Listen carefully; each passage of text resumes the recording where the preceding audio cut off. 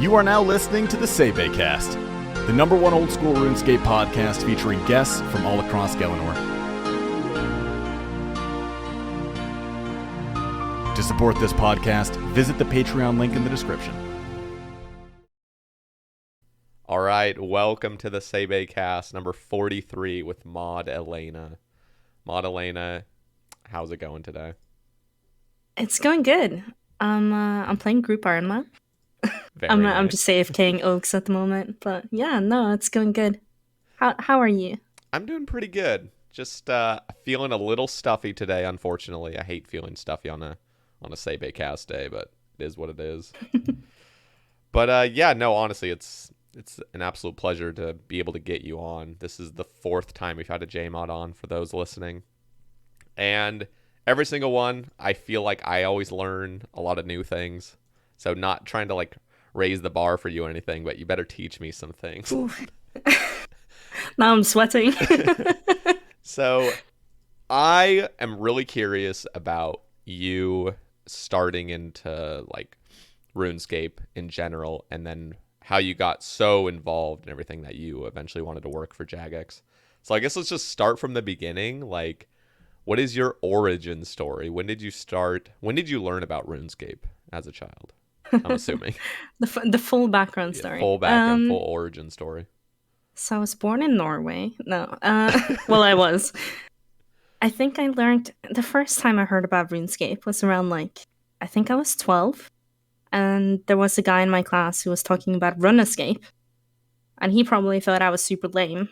Because I'm a girl who plays video games, who does that? But I did ask him about it, and he said that you could play multiple people together. So I wanted to play with him because none of my other friends played games, and I enjoyed games. So he showed me it, and then I think I forgot about it for a while, and then so rewind a little bit again. Like a few years before this, my dad is the reason I got into MMOs in the first place, because he used to play EverQuest. Okay. And I used to go to his place, and I would play on his computer on his account on EverQuest and be super excited because, whoa, it's like a whole world I can run around in on the computer. That's sick. It's like a book, but more real. Yeah. You know? And so I already knew that I liked that kind of open world, run around, do whatever you want kind of thing. And I had a computer at my mom's, but I didn't have admin rights on it. So I couldn't really, I couldn't play EverQuest. I couldn't download anything because I couldn't install it. But then one day, I was browsing Miniclip, and I found RuneScape. And it was amazing. I didn't have to download it. I could play in my browser, and my life changed. And I started playing it every single day. Miniclip was truly just a legend. That's how it started. Website was legendary. Did you ever I don't know if you ever got distracted by the other games on there? Oh yeah, there was Heli Attack too. That was the one I always used to play. Heli Attack. That was the one where you're this guy and you just shoot these little they look like oranges basically, but you're shooting these little balls up to these helicopters, and you try to destroy as many helicopters as possible. And there was a little ledge where you could hide and just safe spot the helicopters basically the whole time. Amazing. Yeah. But that was the game I was playing. And then eventually, because RuneScape had the big banner, that was the game they were hard advertising, it felt like. Yeah. Eventually, my 4th grade friend found it for me, so that's cool. We kind of found it at the same place, Miniclip. Yeah. I honestly wonder the percentage of people that found it from Miniclip, because Miniclip was ginormous at the time, I felt like, for kids. I think it was. So. Some good marketing done there. Yeah. I think I know for old accounts, we could probably see the affiliation to Miniclip.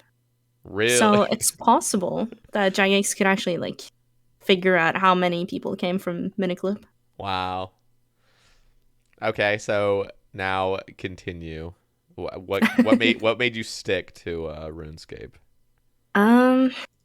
Originally, it was I was playing free to play for a long time, and I was just making money, and I would see my rich friends have stuff, and that made me want stuff. So I just kept chopping yews eventually to make money. I know it was great. I was also a Uh, woodcutter, so oh yeah, yeah.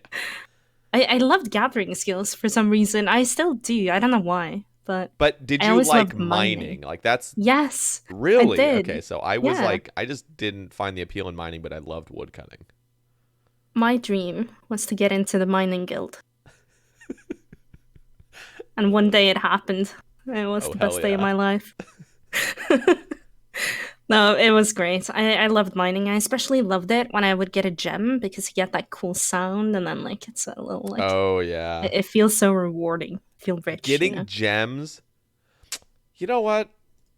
That I do miss that. I miss when gems were like more rare. Right? Now it's It's like I see a exciting. You get like an sapphire or extra like thing. yeah, I see like a sapphire and emerald on the ground from like a drop. I'm just like I just ignore it at this point, basically. But those used to be Yeah. so exciting. Getting a random sapphire. Oh my god. Yeah. Yeah. It's gaming. But yeah, I played as free to play for a long time, and then eventually, I think I got 99 woodcutting, and one person in my, I was in the clan at the time, and one person felt sorry for me, so he bought me membership Wow. so I could get the cave. And then I spent my time chopping magic logs instead. Very nice. Yeah, magic logs were like that was like the cool hangout spot. What I think I was talking about that with somebody who was that with Caleb? I'm assuming it was like the last Sae Bae Cast. We were talking about like how cool it was to chop magics with all the people with the gnome scarves and the Yes. cavaliers or berets or whatever they were wearing. My best friend used to have like one of those elegant shirts Oh and yeah. like a black cavalier. Oh yeah. That was the peak fashion scape. And a dragon axe. Gotta have the Oh yeah, dragon axe. of course. That's so cool. Okay, so this was like around what year ish, just so I can get a little time Oh, reference. good question. I think that was around like 07, 08, maybe Was this around then. before free trade? Do you even recall? I remember free trade, yeah, Okay. and I remember a lot of people being mad about it when it came out. I didn't really care because, like I said, I was really poor, so Yeah. I didn't trade at all. Yeah, a big part of the game for me was trading. I loved the the chance. It was almost like they were getting rid of the chance to just encounter somebody that's really generous. For me when I was Yeah, like that's 11 true. or 12 years old whenever that whole change happened, it was like crushing to me because I had some occurrences where like people would just come over to me and give me like 50K because they liked me. I was like, Aw. what? Like, so getting rid of that was just that wasn't Yeah, a that big is scape to me. sad. I think I got scammed once. Someone tried to give me something, and then it looked like it was worth more than it was. But because of the free trade, like it would cap it like plus minus 10K or Mm, something. So I remember thinking it was okay, but then it was actually like not worth anything. yeah, I'm pretty sure everybody listening has been scammed at least once. And for those that haven't been scammed yet, you will get scammed. Just wait. You'll just get scammed when you're in your 20s instead of when you were like innocent. Okay, so did you ever quit during this time up until like old school or did you just continue playing? Yeah, I did actually. I think that was around just before EOC, or I remember like being in the process of quitting anyway. And I think it was because I felt like too much was changing, but also my life was changing as well. And I just didn't have enough time to spend on the game anymore. Kind of wanted Mm. to do other things as well. So, yeah, I just stopped playing eventually. And it was sad, but then I got back into it when Old School launched. I remember I was in, what, high school? College? I don't know. I was 19, I think. Okay. And one of my friends, he was like, yo, RuneScape is launching again. And I was like, wait, really? And he was like, wait, you played it? And then we just kind of like bonded over having played RuneScape and wanting to play it again. And so Well, when it launched, like we got what we thought was really high level. And we decided to go barrows together. And I'd never done that before. So he kind of introduced me to bossing, which was cool. I love how that was bossing. But Yeah, that was right? bossing. Like, that was cool. It was. Barrows It was was. amazing. Dude, the spear, Guthan spear was like 8 mil. I remember. Yeah. I got one. It was amazing. Did you really get one? Yeah, yeah. Very I had nice. like probably like tripled my bank or something. Barrows was like crazy when I first started. So when I first did Barrows, it was probably I think it was actually 2016. I didn't even play old school until 2015. I remember my friend was teaching me, and you had to go. So I had an Artie cloak 1 or 2 or something, and so I'd have to take my Drayman staff, teleport, run all the way to the fairy ring, then teleport to BIP or whatever, and then run all the way to Barrows every single trip. I'm like, Oh my god. the times we live in now, it's just like you literally have a spell, just teleport Barrows, boom, done. Yep. Crazy. It is crazy. So I want to ask, I got to ask because it sounds like you played on day of release. Also, I just realized, sorry to interrupt, but I forgot that you need stams for the ape agility course. I was doing it so slowly, I wasn't running out of run, but now I'm kind of zooming, so I gotta stock up with some stams. I didn't actually know you needed that. Yeah, I guess So many I've done. I guess I'm just going too fast. The game is freaking out. Okay, so the beginning of old school, I want to kind of hear about it. If you did play on release, I'm assuming. Right. I played a little bit on release, but I wasn't like knowledgeable about the game at all at the time. Plus it was my last year of school before uni. Okay. And so I had like other commitments really. Okay, because I really just wish I could have played in that time. Just the very beginning of the economy, the very beginning of the game, everything's like fresh. That just sounds so exciting. And I guess like kind of feels like Group Ironman. It feels like any new game mode that you play. Like everyone's starting off fresh. There's new high scores and stuff, and it's super exciting. Did you? Okay, wait. So you've played a main before, and you've played Ironman. Yep. So let's hear about your journey as an Ironman. Did you start off? Sure. Yeah. So I think I obviously started as a main. Brought back my old main from back in the day to play again on old school.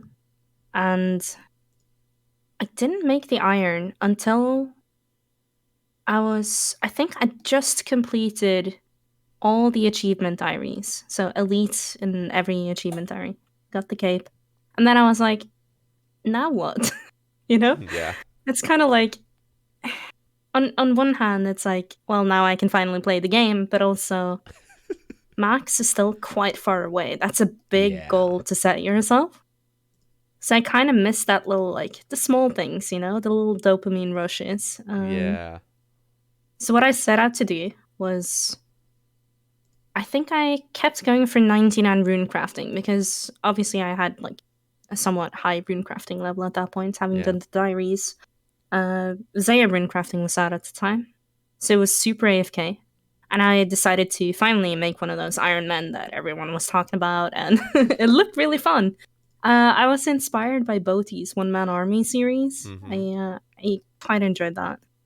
And so I was like, okay, I'm gonna try it. And I didn't follow any guides other than like, obviously some of the tips and tricks that I picked up from watching stuff like Boti. But I just did my own thing and found it so enjoyable.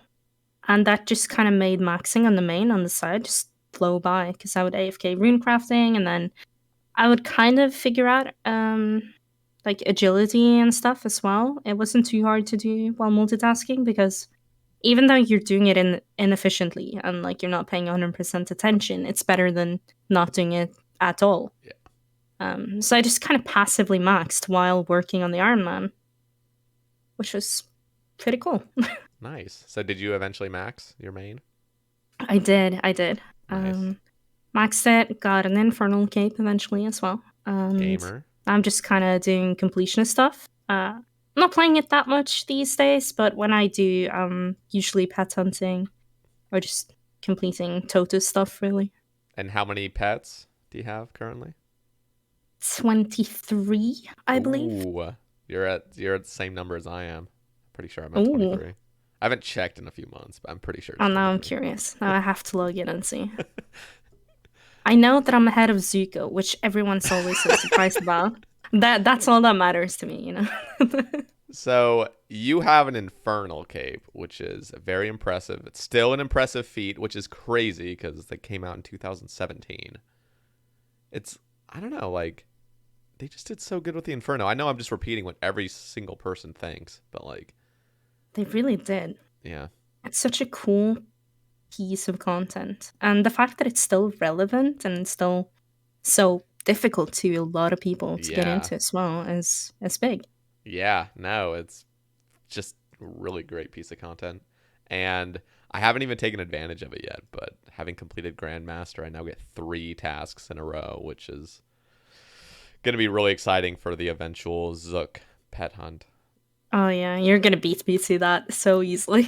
We'll see, because I do a lot of Konar Slayer, so I don't even get the chance to get those tasks usually. But how was the Inferno grind for you? Oh god. Oh god. Here we go. So I think I started before I maxed. But I lived at a place with like really horrible internet. And I know that's not full on like that's not just me blaming lag for everything. Like Yeah. I was bad at the game, but I was getting better. Like I could see myself improving by doing Inferno. Like I learned a lot from there. But it was really heartbreaking when I would actually be doing well and then just die to some stupid stuff because of lag. Like Yep. it wasn't even on late waves. It was just so demotivating that I just like eventually just couldn't be bothered with it anymore. Yeah. So I just focused on maxing, focused on my Ironman, and just didn't do Inferno for like another year. At that point, I was maxed, and I was like, well, now what? Again, what do I do? And Inferno was like a big one for me because, let's be honest, max fire cape does not look great. It really It had to doesn't. be done. And it's really, I know. it's kind of sad in a way. Sad. Because, like, I mean, even a normal fire cape doesn't look great anymore, but at least it still has that nostalgia factor to it. Yeah, But, exactly. god damn, that fire max cape is just, it's like off-putting with certain outfits at least. So, For sure. Oh, yeah, I was right, by the way. It's 23 pets. very Just nice. checked. I think we're tied then. Awesome.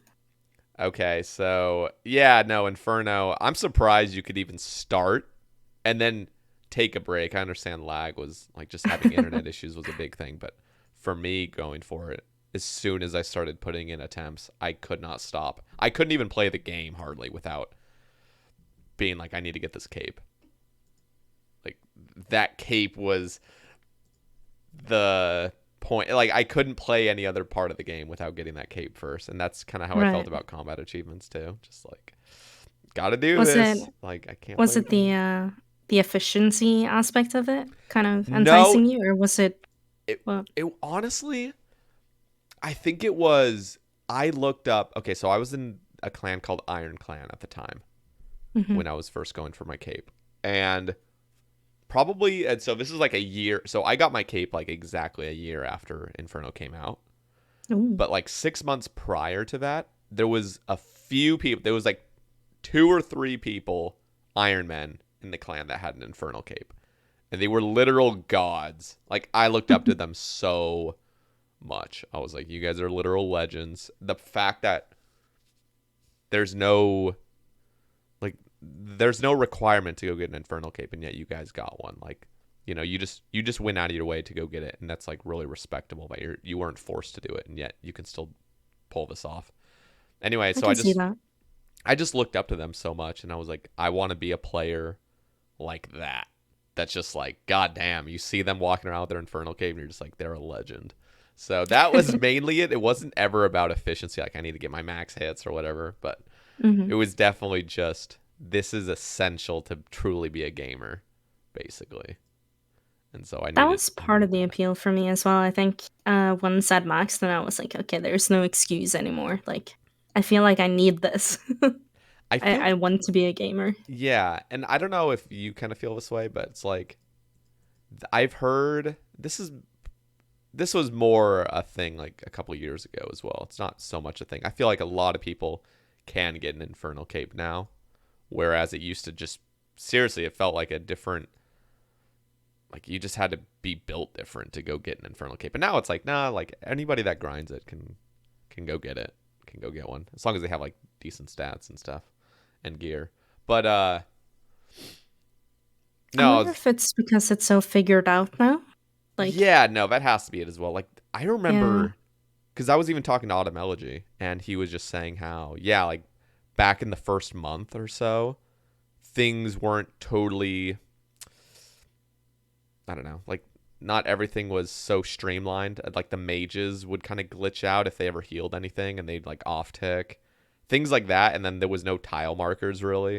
And there was no oh yeah, Zook yeah, guide. So that's like true. people didn't know the timers on stuff. And yeah, so that would definitely throw a lot of people off. So I remember looking at like a Reddit thread. There was like a Reddit thread showing the timers for Zook and like when the minions spawn and stuff like that. And so I at least had a little bit of knowledge of what the hell is coming on in like, a minute down Zook or whatever once I've killed Jad, like what's going to happen then. But like, yeah, going in blind for Zooks is just got to be terrifying. Like when is the next thing Yeah. going to spawn? Like I have no idea, so. I've seen some people do that. Like they challenge themselves to take it on blind. And honestly, I respect that so much. Yeah. Yeah, that has got to be tough. Yeah. Just the fact that you get dragged from the corners as Zook. Oh, I it's feel like if you win in terrifying. blind, you're going to die your first Zook, like, inevitably. Because you just Yeah. don't understand. And then the whole enraged mechanic is pretty insane. Sometimes I wonder, like, what has the Inferno done to the general skill level of the players? Because, like, imagine the player base before the Inferno and then compare it to the player base after Inferno. And look at, like, how much more competent people are at just figuring things out and knowing where to stand and learning prayer flicking and everything. Like, Yeah. so many people are so much better at the game now than they used to be. Like, Inferno's yeah. obviously, like, a huge part of that. I also think Gauntlet Oh I feel yeah. like Gauntlet's, like, really essential, so people are almost forced into doing it. Not like they're actually forced to do it, but a lot of Ironmen find that like the new Zora. Like that's like the essential grinds you need to do is Gauntlet. And For Gauntlet sure. teaches you a lot about pathing and prayer switching quickly and kind of keeping count of where you are. At least if you do the like the combat achievements, there's definitely a lot of focus. And I feel like Gauntlet's a really great piece of content to improve your skills. But Yeah, yeah, I agree. Inferno It's pretty definitely good. just made everyone a lot better. Yeah. So let's talk about when you eventually decided to work for Jagex. So let's kind of start from the beginning there. What made you want to become a JMod? Sure. I don't know what was like the one turning point, but I guess it was like multiple things, right? I was in uni, I was studying for a relatively reasonable thing, I guess. It was computer engineering, which, it's not quite game designer. So I didn't really foresee like or imagine myself working on games, even though I thought games were really cool. And ideally I would work on games, but I never actually imagined that I would because I heard it's really difficult to get into. And at least in Norway, where I lived, there's the market for games is quite big, but there aren't many people producing games. So it's Mm, very hard to get a job there in the games industry. And so I just never really thought of it as a reality. Um, but then eventually, like I started getting close to finishing uni, and I was like, well, now what? I needed to figure out what to do next, and I don't remember who it was I talked to. I think it was Mod Kieran, actually, who I just happened to be in the same Discord as. And he was like, oh, what are you studying? Well, computer engineering. Well, we're looking for people. You should just apply. And I was like, huh, I never thought about that before. And so, yeah, he just suggested that I did. And that just kind of opened my eyes to, you know what? I could actually work for Jagex. That's a possibility. I could do that. So I did. I got a call back. I got an interview in which they flew me over, actually, from Norway to England Wow. to come to the office at the time. And it was really cool. It was super cool. I did not expect them to do that, to be honest. Yeah, but that's they did. awesome. Yeah, it was amazing. That was honestly so cool. And I got to see the office, which is really sick. Like, if you haven't seen pictures of it, you should look it up because I'm sure there are pictures of it. It's really nerdy and amazing, and I love it. You come in, there's a big Ellie on the wall. It's great. That's sick. So, did you Yeah. get the job, your first application? I didn't. I didn't get the job, and it was very devastating. I was very sad. So, But yeah, what happened? well, I did eventually, right? Yeah. Now you just snuck your way in. Yeah. I just didn't tell anyone, and I pretended I had the job, and eventually they just accepted me. And it's been COVID, so they haven't actually noticed I'm still working for them. Yeah. Yeah, exactly. No, I went back to Norway, obviously, and cried, and then I came back about half a year later. I think they opened up applications again. In the meantime, I kind of so immediately after the interview, I asked them, you know, what can I do better? What are you looking for? And just based on like that interview experience, how do you feel? You know, how do you feel it went? And my interview at the time was with Ed, who was really nice, and he wrote up a pretty good answer to me. And he was basically saying that, you know, we think you're a good fit, and we think that you have good potential, but here, you know, are some things that could have gone better. And so I just kind of figured that, you know what, I still want this job. This is what I want to work towards. So I just really took that to heart, the feedback I got, and I started working on it, you know. And then COVID hit, and I couldn't go anywhere, and I couldn't study anywhere, and I was just kind of stuck at home. And so what I did with my spare time sometimes when I was not playing RuneScape was I started trying to learn Unreal Engine 4 in my spare time, and just programming and trying to develop a game. And it was really silly what I was trying to do. I was basically trying to recreate Lumbridge in Unreal Engine, where I could Wow. just, you look down and you click around and you run around a castle. And it didn't turn into anything, really. It's not like, it's not a game at all. It's just a tiny, tiny little thing.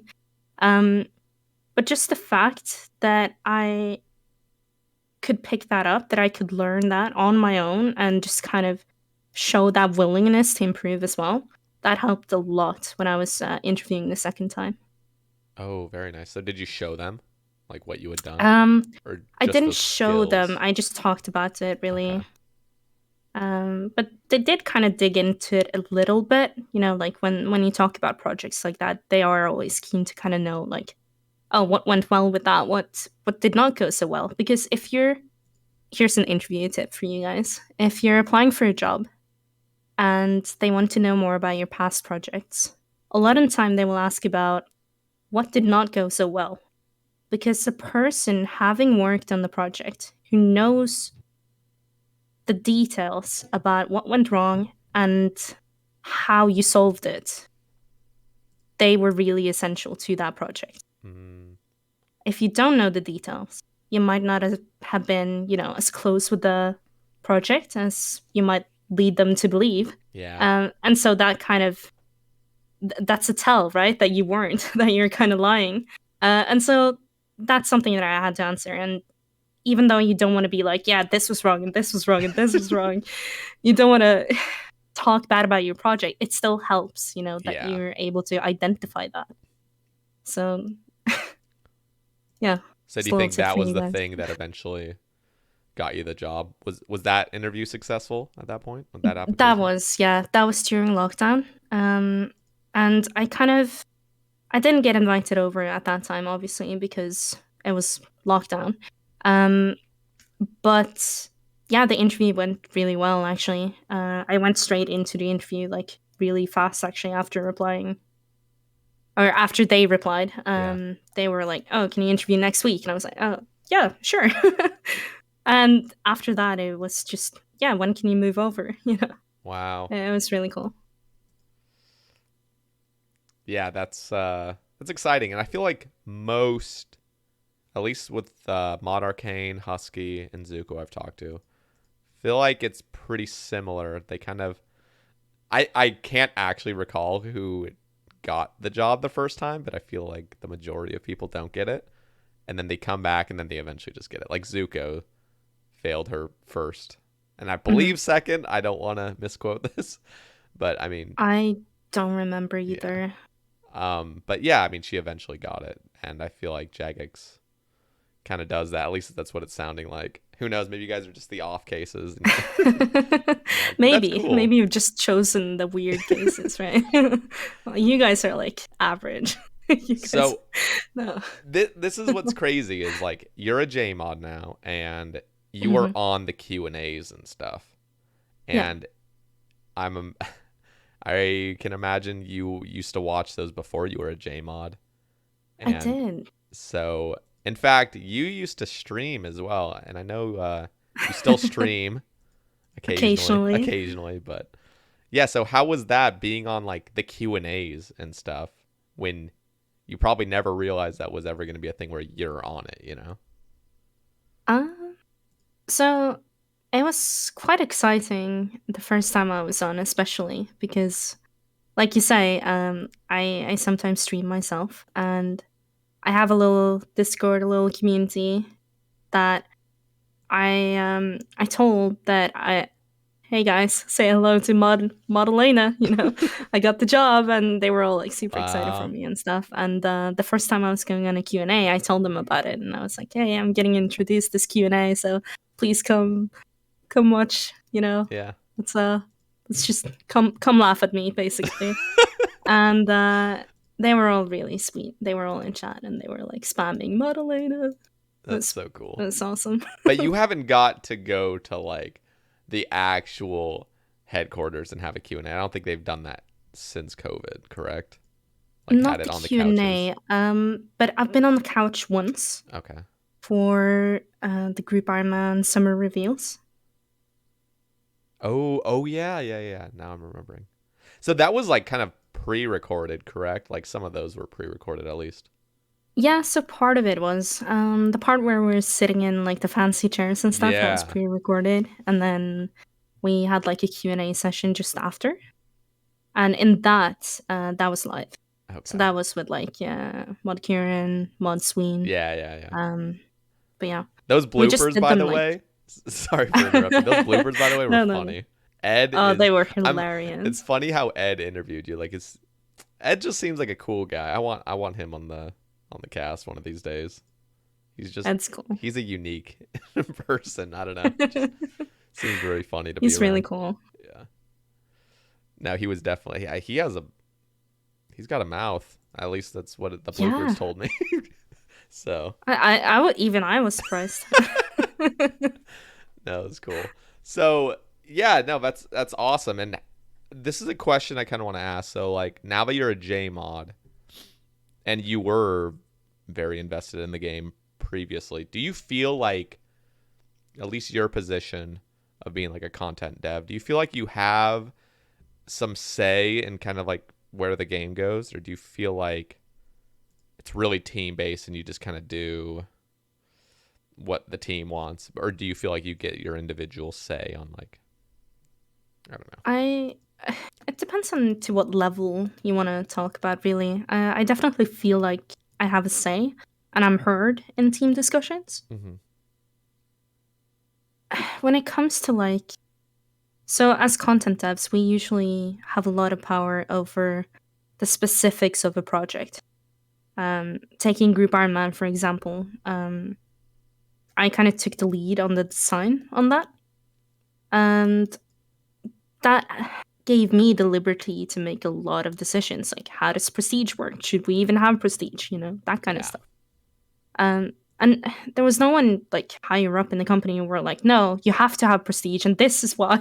Yeah. Like no one came and told us how to do it. But obviously, we knew that Group Ironman was a project, and it was coming to our development team, and someone had to do it, right? Yep. So we don't have a lot of say in terms of like the roadmap, I guess, like in terms of which big projects are we doing when, Yeah.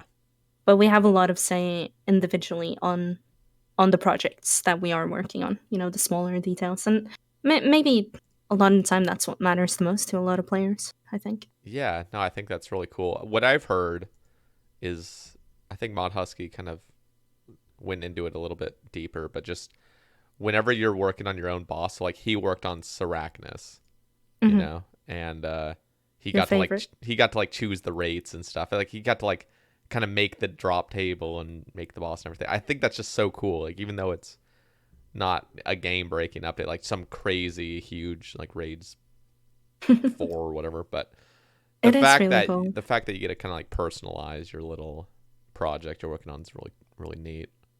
Yeah. Like ultimately we decide what that project is, right? Hmm. And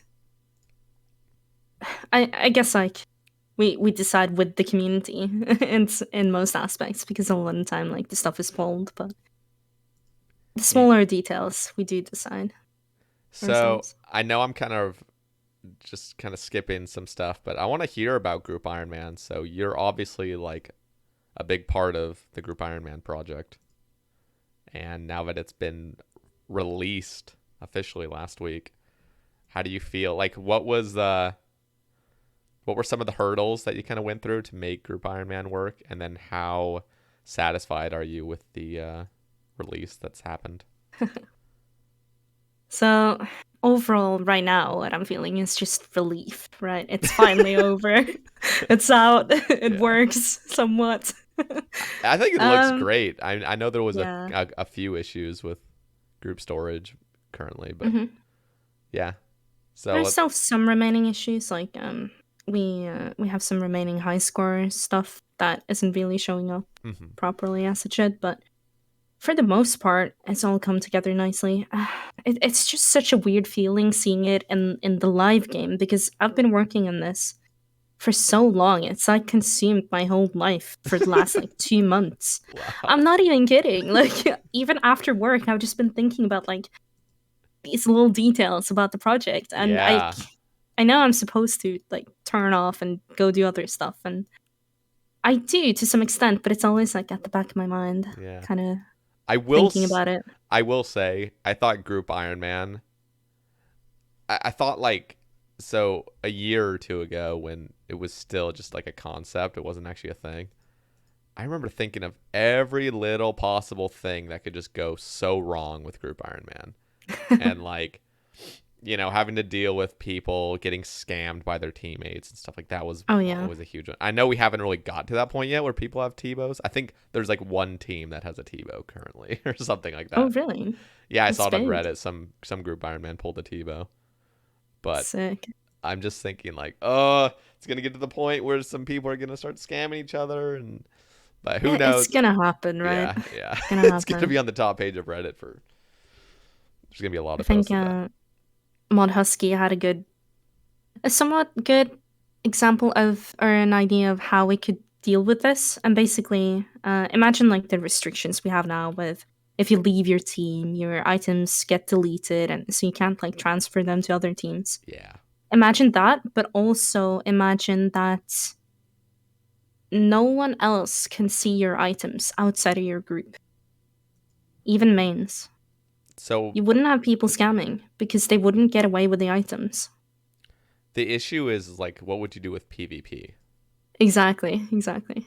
That's where it There are always comes other down things as to. well, because a lot of people would play this game and be like, well, if I end up, I'm gonna spend a lot of time in this game, and this game mode specifically, which takes time away from my main gains, where I could be making money or making progress on that account. Mm-hmm. But at least, while doing that, I can drop trade stuff back to the main if I end up like leaving this account. Yeah. But you don't have that fallback option if the items like aren't transferable, I guess. Yeah, there's like a term for it where they're like locked to your account, like they're like soul bound or Account something. locked, yeah. Yeah, soulbound is a good word. Yeah. So I also feel like it's not very old school to do. It's in a not. sense as It's well. a lot of restrictions just feels bad. Yeah. So that is that's really why we decided inevitable. not to do anything about that, really. And that's the best route, I think. I think so too. It stays true to the game, but you will see scammers. Like, it will happen. And I'm sorry. I don't know what we can do about it. No, I don't think we're really asking for a solution. I just remember thinking of that. And honestly, the blog, like the Group Ironman blog, was so in detail, like so in depth, so much detail put throughout the entire blog. I was very impressed, and like the prestige and stuff. Like, you guys nailed it with ironing out all these little things that I thought were going to be issues. And I was like, I don't know, you guys pretty much solved it, because Group Ironman just seemed extremely overwhelming with how many things could go wrong and how you're going to do new groups, how people are going to leave and stuff. But no, I think you guys did an excellent job with that. So at least Thank to you. me, I have not played Group Ironman. Mm-hmm. And okay, so I need to ask, tradable clue scrolls, are those, what's the likelihood that those come in to Group Ironman? We don't have any in the plans at the moment. Okay. We've seen the suggestion. It's just we have other things we'd like to focus on first. Yep. Do you I'm think? sorry. Okay, so Sorry to disappoint. no, that just gives me a bigger reason to just continue on my main iron. So, True. but I am curious if tradable clue scrolls did come into the game, how would those work? Because like there's like a few things I kind of worry about, and one of those is like, are the caskets themselves tradable at that point? If the clue scrolls are the caskets, because what if you just traded it to your skiller of the group, some level 3 with a bloodhound? Like, is that a little I guess like private servery to have some like? Yeah, it does kind of feel like that. But at the same time, it is Group Ironman, so it's like it's recognized that, okay, this guy's a Group Ironman, he got help from his team. But the tradable clue scrolls, I will say, it will feel a little different because mains can't trade clue scrolls. So the fact that the only people that can are Group Ironman is going to feel a little weird. But I guess if there's no plans to do it. Like, do you feel like eventually in the future they'll do that? Or do you just kind of feel like that's not really a feasible option? Not anytime soon. Okay. I don't really know how much time other than what's allocated to us right now for like dealing with post launch feedback and stuff like and that's mainly smaller things. And I don't know how much time we'll have outside of that before we're asked to go on a different project. Yeah. So what are the things that you guys are planning to include for Group Ironman? So there should be a blog out tomorrow, I think. Ooh. Explaining a bit more. I'll give you a sneak peek, why not? So, in the immediate future, what we're looking at is a chat. And just kind of like the ability to see other iron groups in game. So like, you know how you can join a clan as a guest, right? You can like look them up.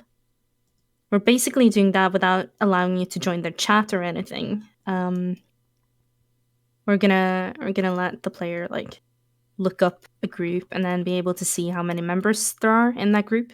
They can see their names, the group size, hardcore lives, and group name, and then be able to report that name as well. But we're not letting them see like online status or anything like that. Okay, interesting. Or even chat with them. But yeah, that's just like the immediate changes that we're planning to do anyway. That's cool. That's exciting. It's probably a couple of more things that I have forgotten, but yeah. What did you think? I know this obviously isn't a thing, and I don't know if you guys are even planning on it, but what were your thoughts on like a group collection log? Was that ever in the plans, but just too much work, or what? I've seen that pop up quite a lot. So the difficulty of that is mainly the fact that the existing collection log, it's saved on the player itself. And this would have to be saved on the group itself, which means that we have to allocate a lot of data to it, which is okay in itself. But we also basically have to rewrite most of the existing collection log because it's also hard coded, I guess, into the player's variables. That it's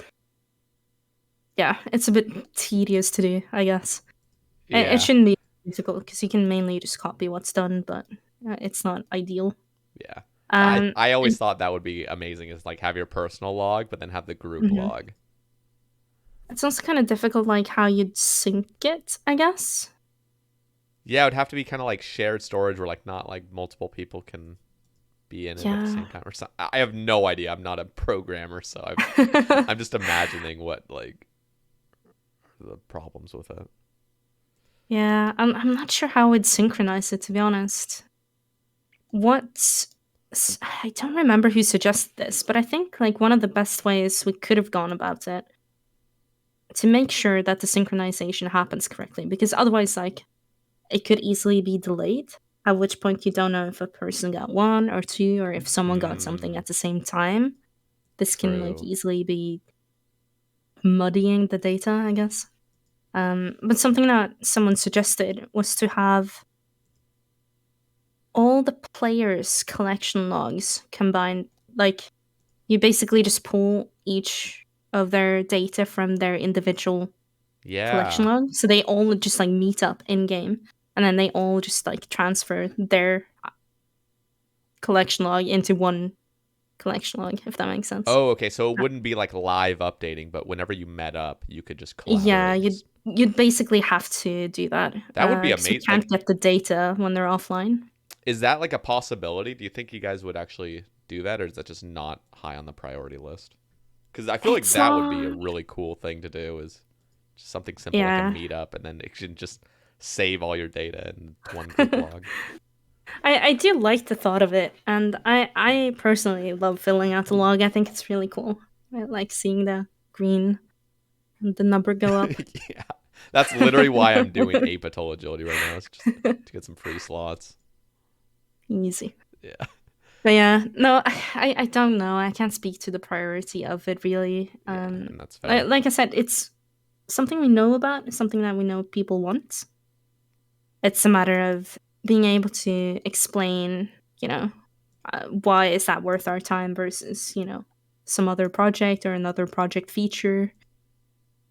That's always like the kind of choices we have to make when deciding whether or not to do something. So what I'm excited about, so I've been watching Group Ironman. I don't play it, but I definitely am enjoying the content from other people's perspectives. I think, so something that's funny is like Mr. Mammal died on his to the jungle demon or whatever. So unfortunate. The pathing on that and everything. I hate how like when you start watching the clip for the first time. Sorry, I interrupted you, by the way. Totally good. When you first start watching it the first time, you can kind of tell what's gonna happen. Yeah. And you see it happen from miles away, and you're just like bracing for the impact. It's yeah. It's like when you're in the passenger seat with painful. somebody that's just like a really bad driver, and you're just tensing up the whole time. Yeah. Yeah, kind of unfortunate. But what was funny is what I heard. Who knows if it's true, but what I heard is that now he has to hunt like the Dragon Warhammer for the team or whatever. Like that was like, yeah, that's like the thing. That's the punishment for dying. But I was thinking something that really is cool about Group Ironman is, I mean, I guess correct me if I'm wrong, but I'm pretty sure if you all hit the same boss, like just whoever did the most damage gets the drop out of the team. Yeah. So like correct. Doing the shaman grind in the canyon actually sounds like really cool if you were just to like all go there together and just just annihilate them basically, instead of having it Yeah, be you like a could one do that. person thing. I know it's probably inefficient because literally everything in this game is more efficient to just do solo. But, well, almost everything. I can't say everything. Almost everything. But yeah, that just sounded really fun to me. It was like, I imagined Corp, I imagined like the Shaman Grind, God Wars Dungeon, just all going in there together. And we haven't seen that yet because we're just so early still in the game mode. But that's like the stuff I'm looking forward to watching.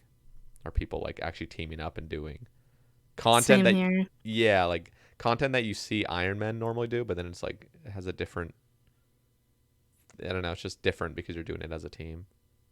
What I love about this as well is that it kind of enables those people who maybe aren't good enough to do this by themselves, right? Like they don't have the skills yet Yep. to, and I mean like actual like clicking the mouse, moving around skills, not the in-game skills. Oh, okay. To do to do a boss themselves yet, Yeah, and they might learn from just going with their group and trying these things out. So I think it's a really absolutely. good way of introducing more people to the game as well. Absolutely. I think that's like really good because, yeah, first playing back in 2015, I remember like PMing some friends, just friends that I met in game and stuff.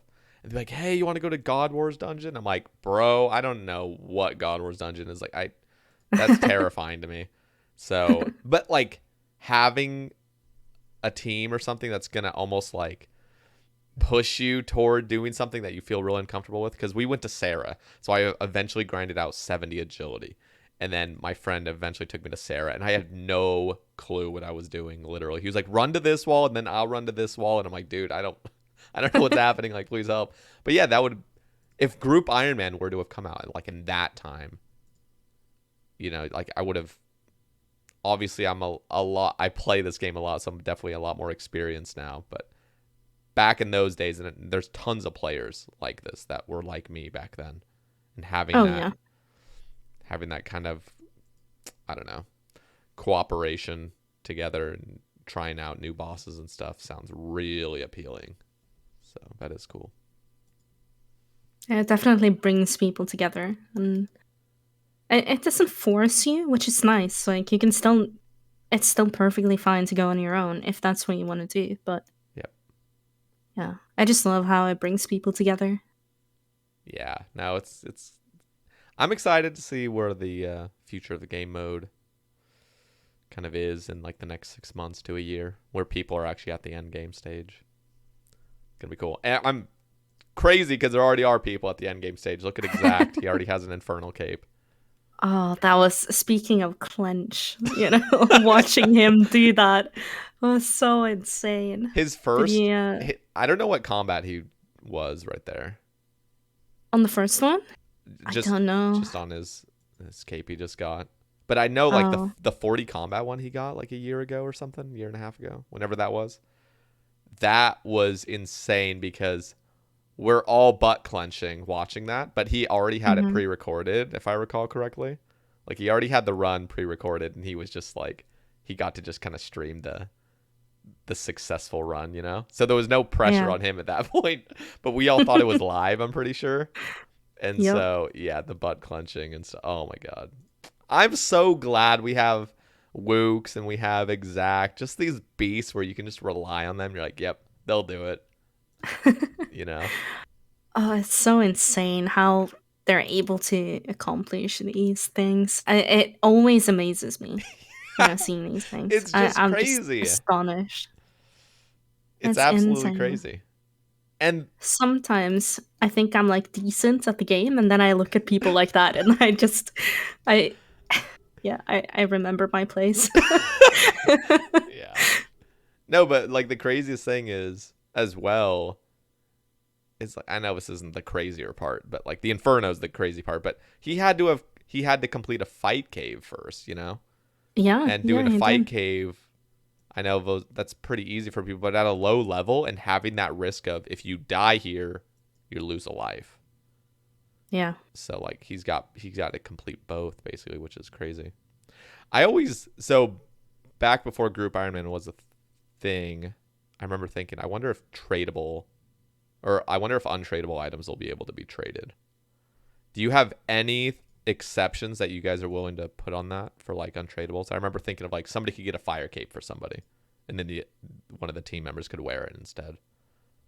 I don't have anything planned as of yet. I'm really cautious to go down that road. Yeah, that's And that's really scary. part of why we've held off on clues as well, because that is sort of going down that road. Yep. It's kind of what you said about that allows, a level 3 to have the bloodhound, and that could allow a level 3 to have a legitimate infernal cape. Yep. That's Yeah. It's really weird to go down that path, and it could start feeling like a private server. So I'm cautious. I wouldn't be opposed to it just based on that, but yeah. I'm glad you guys are cautious about that, because that definitely is the issues with it. It's scary. Yeah. Because like I was also thinking like, ooh, because I was thinking of maybe making a group Ironman on release just to compete. And one of the things is like I always wanted like an account mining day alt. But then I was like, oh wait, that's untradeable, so I couldn't even trade it over to like my other account if I wanted. There was like little things like that where I'm like, damn, like that kind of sucks. I can't trade that over. There's things that don't really that wouldn't be game breaking, but yeah, like where do you draw the line exactly? I'm thinking maybe like Void as well could potentially be done. Yeah. Like where one person just loves pest control, he can just do it all. Like, here you go, do 40 hours of pest control or whatever it is for all of our sets. Yeah. I should be careful saying that though, because don't worry, we don't have any plans to do that yet. I just want to devalue like, with hardcore group Ironman, that's a dangerous death now in pest control. Oh yeah. So you're like dare rock. You forget careful. that you're hardcore. You're like dare rocking the portal and just die. Oh my god. Yeah, I'd just be careful. Like if someone's been risking it in there, and then suddenly we say that, oh, one person could have gotten your void as well. Too bad you lost a life in there going at a low level. That's true. Like that would kind of suck for that person. Yeah. Cover some Twitter topics. Amy asks, what would you change or add to the clan system if you had the chance? Also, what's been the most exciting project you've worked on? And do the community's expectations and passion on social media worry you when big updates are coming up due to be released? 3 great topics. So, guess we'll start that's a big one. Yeah, we'll start with the first one. So, what would you change or add to the clan system if you had the chance? Interesting. So I was working quite closely with Ash when we were doing clans. It was basically just him and me in the beginning. Some artists came in, and then a few other people from the development team kind of helped out in the end. I'm just trying to think, like, because at the time I had all of these things that I wanted to do, and we still have a big backlog of stuff we want to do. But if I had to choose one thing that's actually annoying a lot of people is the fact that you can't opt out of being visible in the clan. So if you're online, you show up as in the clan, and there's no way of like toggling your private off, you can't go anonymous mode. So as a small thing, I would do that.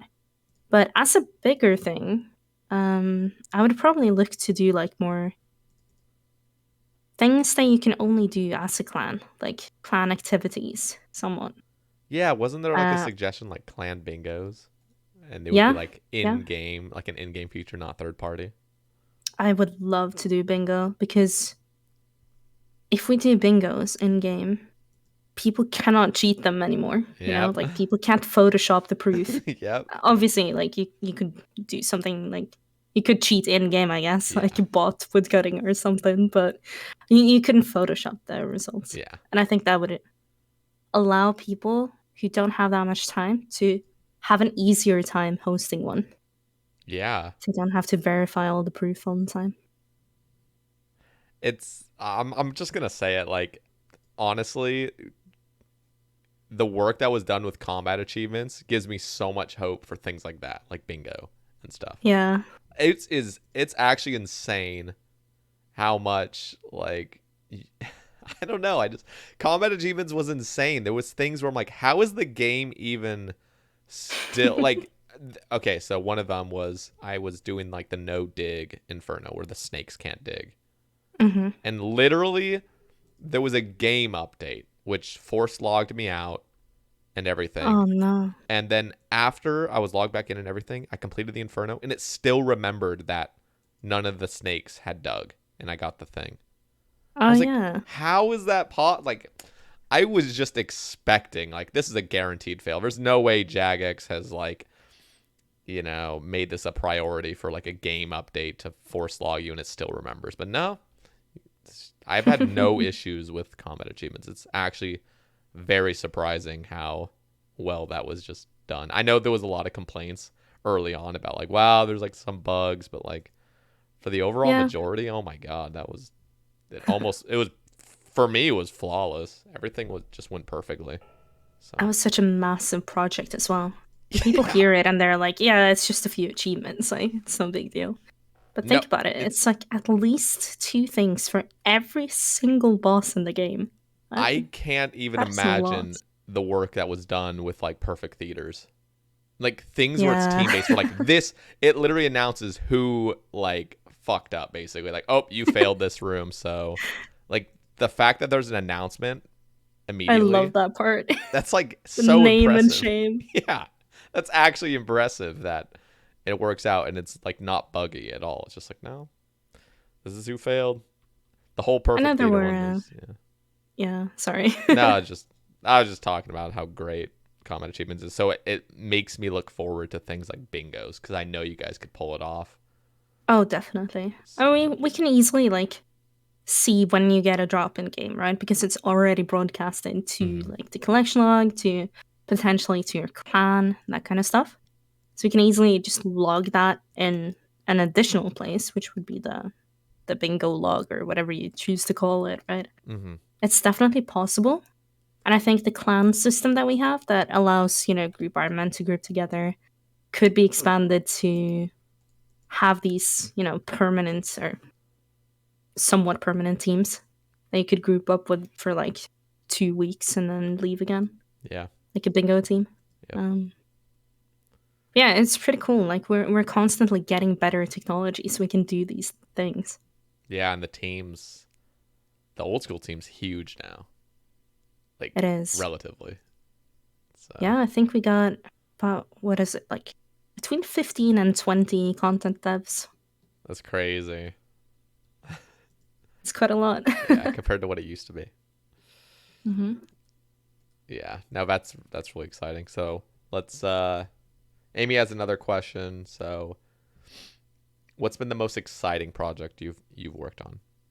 I'm assuming Group Ironman, but correct me if I'm wrong. Yeah, it has to be Group Ironman. It's become my baby, honestly. I can't not say Group Ironman. It's just been so crazy. It's been a wild ride. Yeah, no, it seems like a daunting task, but it's cool that it's out. Sorry, it was just I wanted to say I got into it like I said, we kind of just get assigned like your development team is due to take on this project down the line, and we kind of just get told that we will do a certain thing at some point. So we knew that we were going to do Group Ironman, and it was coming to our team already when we were doing clans. So we could already then like start thinking about it. Obviously, we couldn't like program it yet or anything, but we could start like considering things. So I would argue that like almost since January, I've probably known about like certain things I wanted to do with Group Ironman.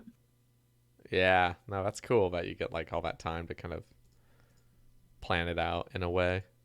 Yeah, and that just gets you excited, you know, like when you know what's coming next, you can start thinking about these things in your spare time, I guess. Like I mentioned before, I've thought about Group Ironman a lot, considering different like issues like design issues and stuff. Yeah. One particular thing that was on my mind a lot was, do we allow people to leave groups or not? Yep. Because that opens up, a can of worms. Yep. Literally. But if we don't, it's also kind of a can of worms in a sense, because then you're trapped. Yep. You make a one-time decision and you cannot undo it. So no matter like how much wealth or how much XP you get, you cannot leave your group. That would, down the line, probably feel very bad. Yeah. Because people have falling outs or people quit. And then what do you do when your teams quit? Well, you quit yourself, right? Because it's not exciting anymore. So at least allowing people to have that option is very big. Yeah. No, honestly, it is. It is. And But I'm glad that there's like very few kind of restrictions for it. Like you can literally just leave your team. Like there's no, it's time to contact Jagex support to leave your team. It's like, nope, it's like all player done, So I think the way it's been delivered is like perfect. And the prestige system is really cool as well. Yeah, that kind of that came as a result of that question, right? Do we allow people to leave? Because if we do, then if there's no restriction at all, then that basically allows me to trade you in another group, right? Because I could just leave my group, and then I could join your group, and then I could give you the stuff, and then I could leave and join my group again. And that's just trading with extra steps. Yep. So there had to be some sort of limitations. Yeah, and I think it's good. The prestige is perfect, where it's not essential by any means. You're still a group Ironman without it, and it does suck because if you leave your group, you lose the prestige. But at the same time, it's like, no, it's just what's got to happen, So yeah. At least like your next group, you'll still be individually prestiged in the next one if you create it from scratch with like new players. Yeah. But you won't have that like group prestige itself. Yeah. Okay, this is a good question from Amy, the last one. Does the community's expectations and passion on social media worry you when big updates are coming up due to be released? It's almost like Twitter and stuff. I absolutely love how passionate this community is, and it's one of those big reasons why when I like realized that I could work for this game, there wasn't a doubt in my mind. Like, that's what I wanted. When I see passionate people, I don't know what it is. I'm just drawn to passion. When I see someone talk about something they love, I'm just drawn in, and I could sit there for hours and just listen to them talk. Yeah. Because it's so cool to hear someone who's genuinely excited about what they're doing or what they're talking about. And getting to see that every day, either through colleagues or through streamers or just through like people on Twitter and Reddit, and that's just super rewarding to me. Yeah. And the fact that I get to kind of share in that excitement and even get to kind of grant it, if that makes sense. Like, I can produce something that gets people that excited. That feels so rewarding to me. Like, I can't even describe it. Yeah, that's it's actually unreal. Really sick. So you haven't gotten stressed out really about? Oh yeah, I have. Oh yeah. There was a poll, it passed, thank God. I don't know. I honestly don't know what I'd do with myself if that You're failed. like looking at Twitter sweating because you're like, oh my God, like all these PKers spite voting. Oh God. During the Deadman finale, I didn't know what to do with myself. I was worried, to say the least. That's so funny. No, a lot of people were almost certain it was gonna pass. Yeah. I think it was pretty cool though to see, like, despite all the spite voting and stuff, there were so many people who like picked up on that and were like, well, we're gonna do all we can to vote against that again to mitigate this. So yeah, that was pretty cool to see. No, I can only imagine the stress it put on you, because like for me it was like, like it would suck if this doesn't pass because it's just been talked about for so long, and then if it didn't pass, you just know there would be so much drama like for the next 6 months of just I don't. It would have been bad if it didn't pass because of It like would the have been spike bad. I mean, voting. it was bad regardless, right? Like, Yeah. I hate that the community is in a place where they feel like they need to take it out on a poll because Well, of what happened. like I'll be That's honest, like being a PKer and seeing it from like one narrative or something, because obviously there's so much nuance with a lot of these things, but like seeing it as PKers are always shafted, they never get their say. um you know the game isn't prioritizing PvP content and stuff. I can definitely feel the kind of like oppression that they feel. And again, this is just putting in very simple terms. There's no set person that you are a PK or you are a Ironman. Like, no, it's like a lot of people do a mixture of stuff. So putting into simple terms, like I totally see where they're coming from, where like oh it yeah, feels like they just aren't getting what they want out of the game. And so I don't know. It just seemed like, yeah, this is just inevitable to happen. That they aren't yeah. getting like what they want. And I'll be honest, like just putting it on like seeing it from a different view, a lot of the things that I see wanted are like just like bait, like any sort of bait to get the wilderness active, which is just not good. And yet people still are wanting that. Like it's proven that that's just like not healthy for the game, but it's just like for content purposes, like if you're a content creator, getting more people out in the wilderness, that's all you need. Like it doesn't matter, Yeah, So, true. I know I'm just rambling at this point, but Oh yeah. man, it's such a tricky situation. I feel like I'm just sad that it's had to come to that people feel the need to spite vote to be heard. I think that's the saddest part about it. And I just wish that we could make everyone happy, really, but there's no magic wand that can swing to kind of do that. Yep. I feel like Group Iron just kind of got caught in the crossfire there. And I'd be so interested in seeing, like, what would the poll look like if there was no spite voting? Like, Oh how yeah, it would have many been like, people were genuinely... Because I saw some arguments against it, and that's fine. Like, some people didn't want Group Iron Man, which is completely fair, and they can vote no all they want. Like, that's okay too. yeah. That's why we have the poll. But yeah, I'm just genuinely curious, like what the numbers would look like, if that didn't go down. Yeah. Nah, probably would have been like, I'm just guessing. I think it passed at what, like 80% currently?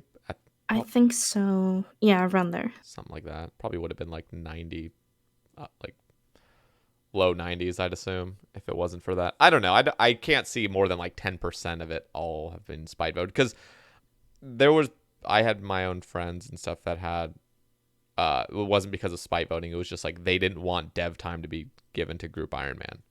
So that was the reason they voted no. Yeah. Just because. And that's fair, Yeah.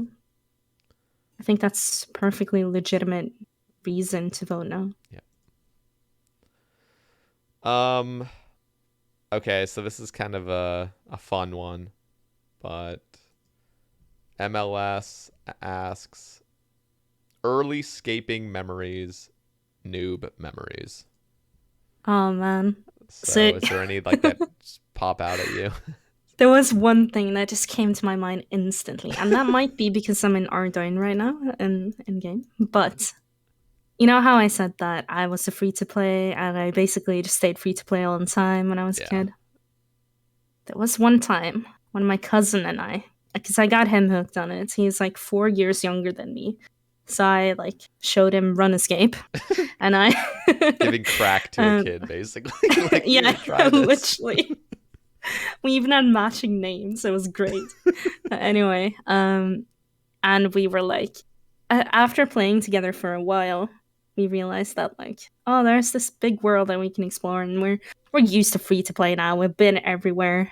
Yep. But there's this big city to the west that Ardugan something. we must. Yeah. We really wanted to explore that. It looks so cool.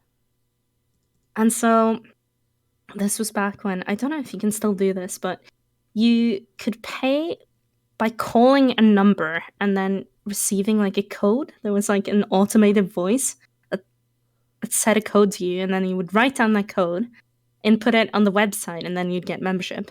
Huh. Now that I explain it sounds like a scam. I swear it was real. Yeah, it definitely sounds like a scam. I swear it was real. And so like he and I, my cousin and I, we would take my aunt's phone and call this number and get the code and like buy membership for our accounts. And then he got in so much trouble after with my aunt. But we had a month membership at least, so we got to go explore the city of Ardoin. It was great. Yeah, that city is just cool. Yeah, Sears Village and Ardoin are just... they're really cool. And when you've been to like big cities, like Falador is pretty impressive. Like the first time you go there, Yeah. Barracks is big, but also like it has like this like whole like homeless part of it where there's like rusty and broken houses, like muggers on the street and dogs with fleas. Like it's not a nice city in that sense. Yeah. And then you got Ardoin where there's then like you get guards to Ardoin, everywhere. yeah. And it's just so big and fancy, and it's really cool. Yeah, I loved exploring places. And that's kind of like part of the mystery that you've kind of lost as a now that we play as older people and experienced people. We've kind of just been everywhere. Sometimes I just miss that exploration, you know? Yep. I felt it a bit when Song of the Elves came out, and I got to explore Prifddinas, because I didn't work for Jagex yet at that time. And that was super exciting, getting to explore this whole new area and all these new things that no one's documented yet, you know? Yep. No, and so here is something that had potential. Isle of Souls. That place, I will say I'm a little disappointed with how it reminds me of Zaya. Obviously it looks better than Zaya release, but like it's massive and there's not enough content. I know you can add stuff to it, but I think part of the reason I was a little disappointed is because like I was so excited for that little chest that you guys added to that dungeon. Oh yeah. Like that was so cool, and then I realized, it's like the most underwhelming thing for like, it's just like so unbelievably underwhelming that it's like not worth doing, basically, like ever.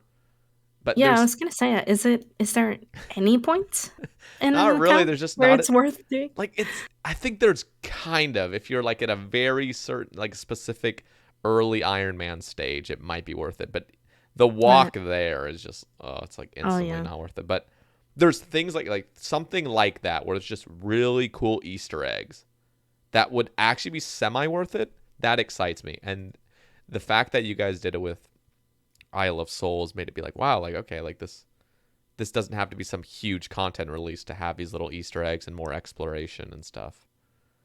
But that's true, yeah. There's definitely more that could have been done. And it I'm still trying to remember what the scoping for that was, because I don't remember if there were any plans initially to make that area at all, or if it was just, here's Soul Wars, the rest is woods. Yeah. Don't go outside, So it might have just been like a small thing that was added on, like as a very late part of the project.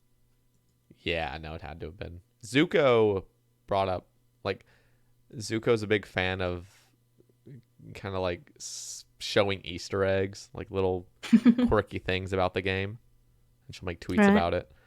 I think she likes that. Yeah, I think what would be so cool, and I don't know if this is fully, I don't know if this is like a good game design thing, but like I think what would be so cool is to have really hidden Easter eggs. Like, for example, you just go into Ardoin, you visit some houses or whatever there, and you randomly like open a chest with a certain item in your inventory, kind of similar to like the whole treasure. What was that thing called? The Clue. What was the thing that Mod Matt K made? Clue Hunter? Was it Clue Hunter? Is that what it was called? Oh, that's the outfit. What was that? Crack the Clue. Crack the Clue. Yeah, that was it. That was sick, by the way. Yeah, but I think that was really cool. Little teeny Easter eggs that just aren't ever basically figured out by like the average player is so cool. But like there's no even clue to it, It's just like there's just something in the game that's there, but they're like everywhere almost. So like if you did enough exploring, you'd eventually just come across these Easter eggs that nobody else finds out. I think that would be awesome. And because there are definitely players that just love just messing around. Oh yeah, 100%. And We like, definitely have a few that haven't been found. okay, that's I'm sure exciting. Zuko will share some Yeah. of them at some point. But like, this is just an example. Imagine just there's this new city. By the way, I'm really excited for Varlamore or whatever that place is called, like the yeah. southwestern part of Zaya. But just something where like you're just looking around the place, you find some note in some chest in some person's house, and it just gives this little brief clue of something. It's like a riddle. But it's unnecessary to actually do. It's like not part of any quest or anything. You just see something, and then you finally start like piecing together this little clue. It's like, oh wait, maybe I should just like go dig over here randomly. And it's like you just find something that nobody else knows about. It's just some actual item, some tradable item that there's only one in the game right now because somebody found it. Just like little things like that would be so cool. Do you feel like part of the mystery is kind of gone though? Like because people knew what the helm of Raidwald, I think it's called, the helm that you get as Yeah. part of like practically. People knew what that looked like before anyone found it because they could like Go into like the item database or whatever and like yeah, see what's exactly. They new. could read the cache and kind of Yeah, dig out those things. that's a good point. So part of the mystery is like already gone. Well, Yeah. obviously, how to acquire the thing is still up to us, and we can Maybe we should just get a crack the hide it. clue. Would it be V3 now? I can't remember. Was there a second one already? Or was there only just one? I'm like, I can't even remember. I want to say yes, there was, but I can't for the life of me think of what it was. Yeah, me neither. I think there was a second one though, but yeah, no, those kind of things are really cool. It's exciting.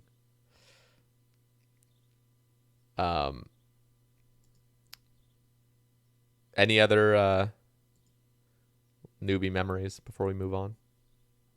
Um, nothing that just comes to mind immediately. I guess like just memories of dropping news, and we kind of just went over that already. Yeah. Really. Okay, so I got to bring it up eventually on this cast, but for those that haven't listened to it, I did a ramble over. It was probably about half a year ago at this point, maybe. I think it was like in April. BC Guppy and I were having a discussion on a ramble talking about how third age rates were shafted from elite clues and from masters as well, but elites were the thing that kind of took the most damage. So I'm not trying to like call you out or anything. This is absolutely just we just want to talk about it. But you did say that potentially in poll 76 there would be a question regarding this and hopefully getting third age rates fixed from elites. So what can you say on that? Is there anything you can leak? So I did watch that podcast actually that you had where you talked about the rates, and I saw your tweets as well, I think, with the actual numbers and stuff. And I do agree that this seems broken. It doesn't seem like it should be that way, and it seems that and that just makes me feel like we should fix it. Bit of context though, when we have stuff like this come up, or any game suggestion really, that is more of a like smaller thing, adjusting drop rates, moving a tree, that sort of thing. We usually discuss these things in like a weekly meeting on Fridays at the end of, around lunch, I think. And we have this like meetup between, it's usually between like the CM team, the community managers, and the live ops team, the operators, they're called. And those are the people who usually like take charge on the polls and do all that stuff. So they meet up once a week, and everyone else in the team are welcome to join. So I joined in that week, and I talked about this clue stuff, right? And we had a discussion. it wasn't immediately clear that everyone was on the same page about it being a bug, and some people thought that maybe it's okay if it's rare. So it was a bit of back and forth. But I think ultimately we settled on that this should definitely be reviewed, and we should ultimately let the community decide, because we're not in agreement. And if we pull it to a specific rate, we're always going to be tied to that. So if we add new items, we're always going to have to kind of adjust that rate again. Yeah. So there were a lot of things to consider in that discussion. But ultimately, I think we just landed on let's talk to the players about it. Let's see what they think. We can use the next poll for this, or at least one question in the next poll. Yeah. But then obviously this is a while ago, but we just still haven't gotten to that poll. Yeah, and you did make it clear that it would take a while. Yeah, I did. I really, because I didn't saw people understand start how long. stacking clues, Yeah. and I just don't want to feel like you have to do that. I understand if you want to do that. I really do understand. I but, really appreciated the warning, even though you were yeah. like, I appreciated it. Good. Yeah, I just couldn't, keep with a good conscience say that, yeah, we're going to discuss it in the next poll and then not poll it for like ages. Yeah. That would feel really bad. But yeah. No, it's still on the agenda for the next poll, but I don't know when that poll is going to be. The operators team have been quite busy with other things that they've had to do. So, do you have any idea of what the poll question's going to entail at all? We'll probably refine it a bit more closer to whenever that poll is being made, but I think we'll look to get some context initially, try to figure out, what did it used to be before everything, what is it now, where, in what area roughly should it be. Yeah. And that's kind of what I imagine we will poll. I don't see us polling it to be one specific rate. I imagine us perhaps polling it to be, should it be in this vicinity, range, like this range, yeah. I think that's a great way to, and as long as there's some context to it, because Mm-hmm. the people that have watched the video now understand. Obviously, the video is just horribly long and just everywhere, but the people that actually listen to the whole thing now understand like why it's that way. Whereas like the average player, like if I were to have not looked at the numbers and somebody said buff elite clues, I'd be like, no, like stop it. Yeah, exactly. And I see a lot of people say that, like, no, it's not necessary. Yeah. Well, I think it might be. Yeah. That's exciting. I'm looking forward to it. And just to press just one more time, do you think, again, Sae Bae agenda, but was there any mention of adjusting mimic rates, or was that just not something that was talked about? That's my own personal agenda. There is absolutely no reason to buff that whatsoever, but I feel like it would just balance. We didn't talk about it at the time, but I've seen it come up a couple of times. Maybe it's just you every time, to be honest. It's probably just me every time. It literally probably is. I would have to look into it a bit more, I think, before I can even like say what I think it should be like. But yeah, I'm down to like the poll being about looking into these sort of things. Like I don't see why we couldn't at least review it, right? Yeah, and this is just simply me being a clue enthusiast and seeing what would balance out elites and masters, because every single person in the community, almost every single person, like including myself, can just agree like masters are just way more worth doing than elites every single time for like everything. Yep. So having a little bit more balance, just me, would be really great. Doing a huge clue grind. So anyway, moving on from the whole agenda. Okay, Box Terrier asks, what is your favorite content to play and your favorite content to develop? Ooh. My favorite content to play, I think, even though I haven't done it in a while, must be Chambers of Zurich. Just because it's unique, but it's also, it doesn't really get stale for me because there are so many different ways of doing it. You could just chill with your friends. You could go really sweaty, solo method. You could do challenge mode. Like, it's just really easily repeatable content that I Yep. genuinely enjoy doing. Yeah, no, Chambers, that was a very successful piece of content, It especially was. with just how Ulm works. The fact that Ulm worked out so beautifully for solos is just like kind of cool. I don't know if that was ever planned. I think, didn't Kieran have like a huge part in making Ulm? I can't remember who like I think that was his him. first boss, yeah. That's so insane. If that wasn't intended, like that's just crazy to me. I don't know if it was. I hope it was, but Like if it there, wasn't, then that is like the luckiest yeah. Because coincidence I was ever. gonna say like obviously there's timing in that boss. Like Ulm moves his Yeah, head every 4 ticks or whatever. So like it kind of almost works out unintentionally. Like you wouldn't even need to intend for that to happen. But I wonder if that was in the back of his mind. Like this can be soloed because of this, and like I don't know. I just yeah. I wouldn't know. I think there's definitely thought to like the timing, but whether or not there was thought to, oh, I can run like this Let me plan this for because of the Wook's week timing. one. Yeah. Uh, yeah, I don't know to that extent, but I do know that there was thought put into the timing. Like it would be easy to say, let me not attack at a steady rate, and let's just see, don't care if these special attacks delay him a little bit or something. That would be a completely different boss, right? Yep. But it is a steady timing and it is predictable, and that means that you can do all these crazy things with it, Yeah. which is super cool. No, it's really fun. Really fun boss. Solo Chambers is one of like the most engaging pieces of content, especially for an Ironman that's going Oh for yeah. raids uniques. That was when Chambers was so much fun for me. It's like It feels hunting these so super rare rewarding items. as well, right? Seeing Oh, that purple light, the excitement that, oh man, and it wasn't like so good. crazy raids. Like Nightmare took it way too far.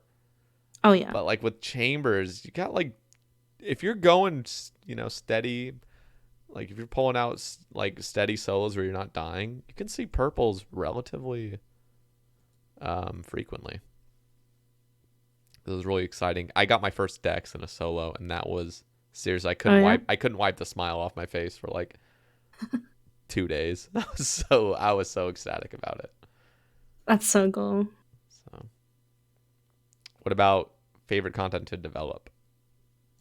Uh, it's kind of hard to say because I've only really been on like, oh, I guess I have a few more projects behind me now. So my first project was Halloween and then the Christmas event. So kind of like the first half years of my time at Jagex was just holiday events, like Yeah, back to back.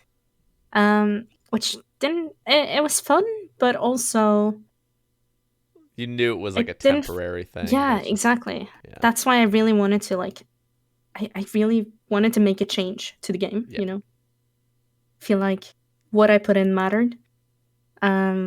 Which is why I was super happy when we could keep like the sled racing from yeah, the Christmas event. Kind yeah, of like a cheeky little free to play sepulcher yeah, there. yeah. But yeah. After that, I've been on combat achievements, and I've been on Deadman mode, and I've been on clans, and I've been on Group Ironman. So it's very hard to say. I How about what would you want, or like what do you think would be your favorite content to develop, or what would be a project you would love to be a huge part of? I think some sort of raid or dungeon challenge. I think for me personally, it's hard to say because I haven't done that yet, and maybe Yeah, that's why I'm saying it, right? But that's what I enjoy doing in game, so I think it would make sense if I also enjoyed making that.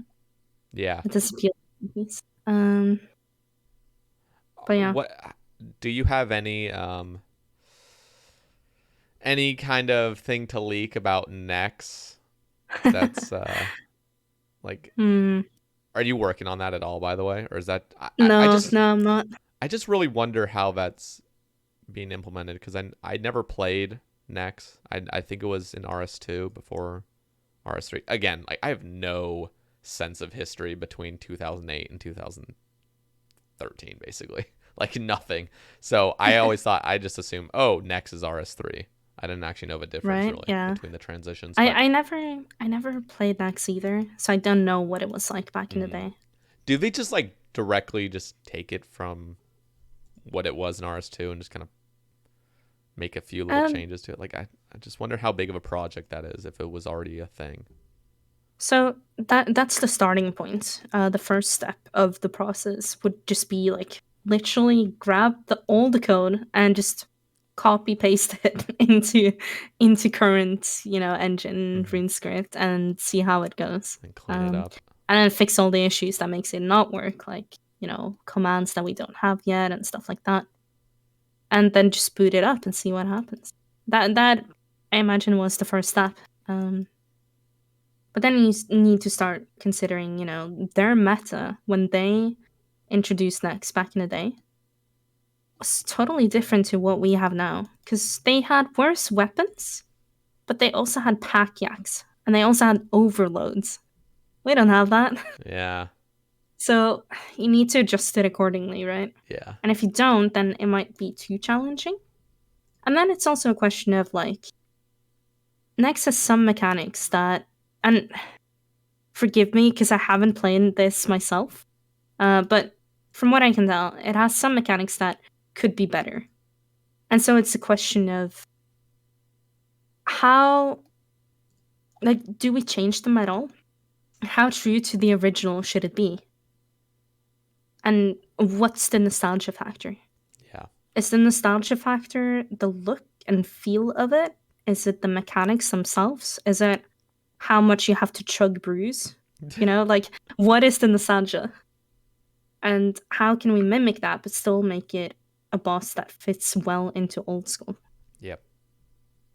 And I don't envy Mod Arcane is the one working on like the boss mechanics and stuff. I don't envy him for having to figure all this stuff out. I'm so excited it's him though, because yeah, of his... he's really good at bosses in general. He did Fasani's, and that's his just work been with amazing. Fasani's was incredible. So oh yeah, taking something that was so dull in solos at least and turning it into something that's just so much fun is really makes me look forward to what he has to offer for next. Yeah, I really do trust in his ability to kind of look at a boss and see what is fun with this boss and what is not, and just kind of fix those annoying bits that no one wants to do. Yeah, seriously. It's so exciting. I don't know. Yeah. What do you think will be the reward? So let me just quickly, there is a Twitter topic, so I'll just read the Twitter topic and we'll continue. But Trev asks, with Nex/Raids 3 in the works, when will power creep come into play? Are tier 75 weapons going to stay the max? Pretty sure, haven't they already changed the tiers? Isn't like a blowpipe tier 78 now or something? I can't actually remember if those had already been passed. I think a Tebow was like 80 something. I know we changed some things. Let's see. Blowpipe is 75 still. Were those getting changed? I can't remember. Because I thought they were, or maybe it wasn't blowpipe. Maybe it was like, I thought Tebow was getting changed to like level 80 or 82 or 85 or something. Maybe this was all just... still 75. Yeah, I do remember we talked about these changes as well.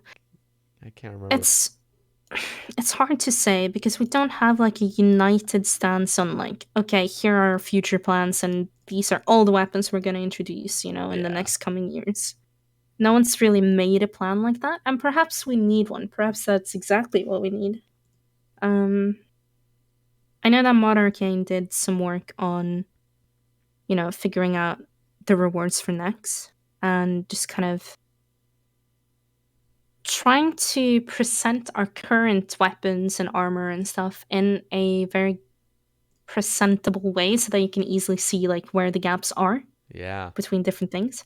But then it gets really difficult when you you start having like niche things like Inquisitors compared to Bandos and stuff like that. Yeah.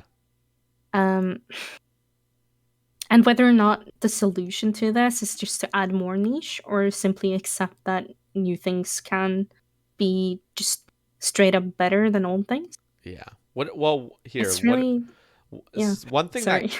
one thing that kind of bothers me is like Abyssal Sire was so cool, and then a bludgeon just completely gets outclassed by a mace. Obviously, they're not the exact same type of weapon because the bludgeon's two-handed, but stats-wise, it outclasses it in every single way. And that, like, just makes me sad in a way because Abyssal Sire still seems like an endgame boss that you should do. It's the same thing with, like, you know, Serb having all the best in slot boots. Now that a bludgeon's not best in slot for Crush, it's just like, dang. So I am a big fan of the attachments. So like the Hydra Claw. I have my own issues with the Dragon Hunter Lance, by the way. Not a big fan of it, but the fact that it is in the game, it's cool that it at least requires a Hosta to make. Yeah, I like that. And so I wonder, I think what would have been cool is like to get the mace, you'd have to go to the Abyssal Sire and like infuse your bludgeon into it or something like that.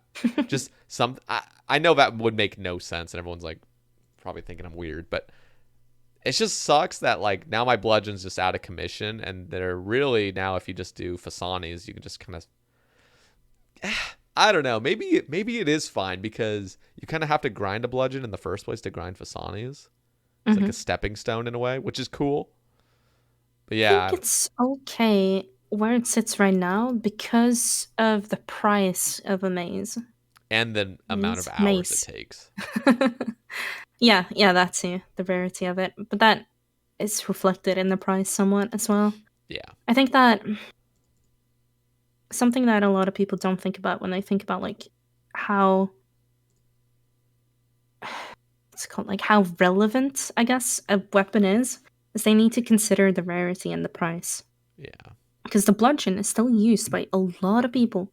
Yep. It's not dead content by any means. It's just dead content to your account specifically right now, right? Yeah.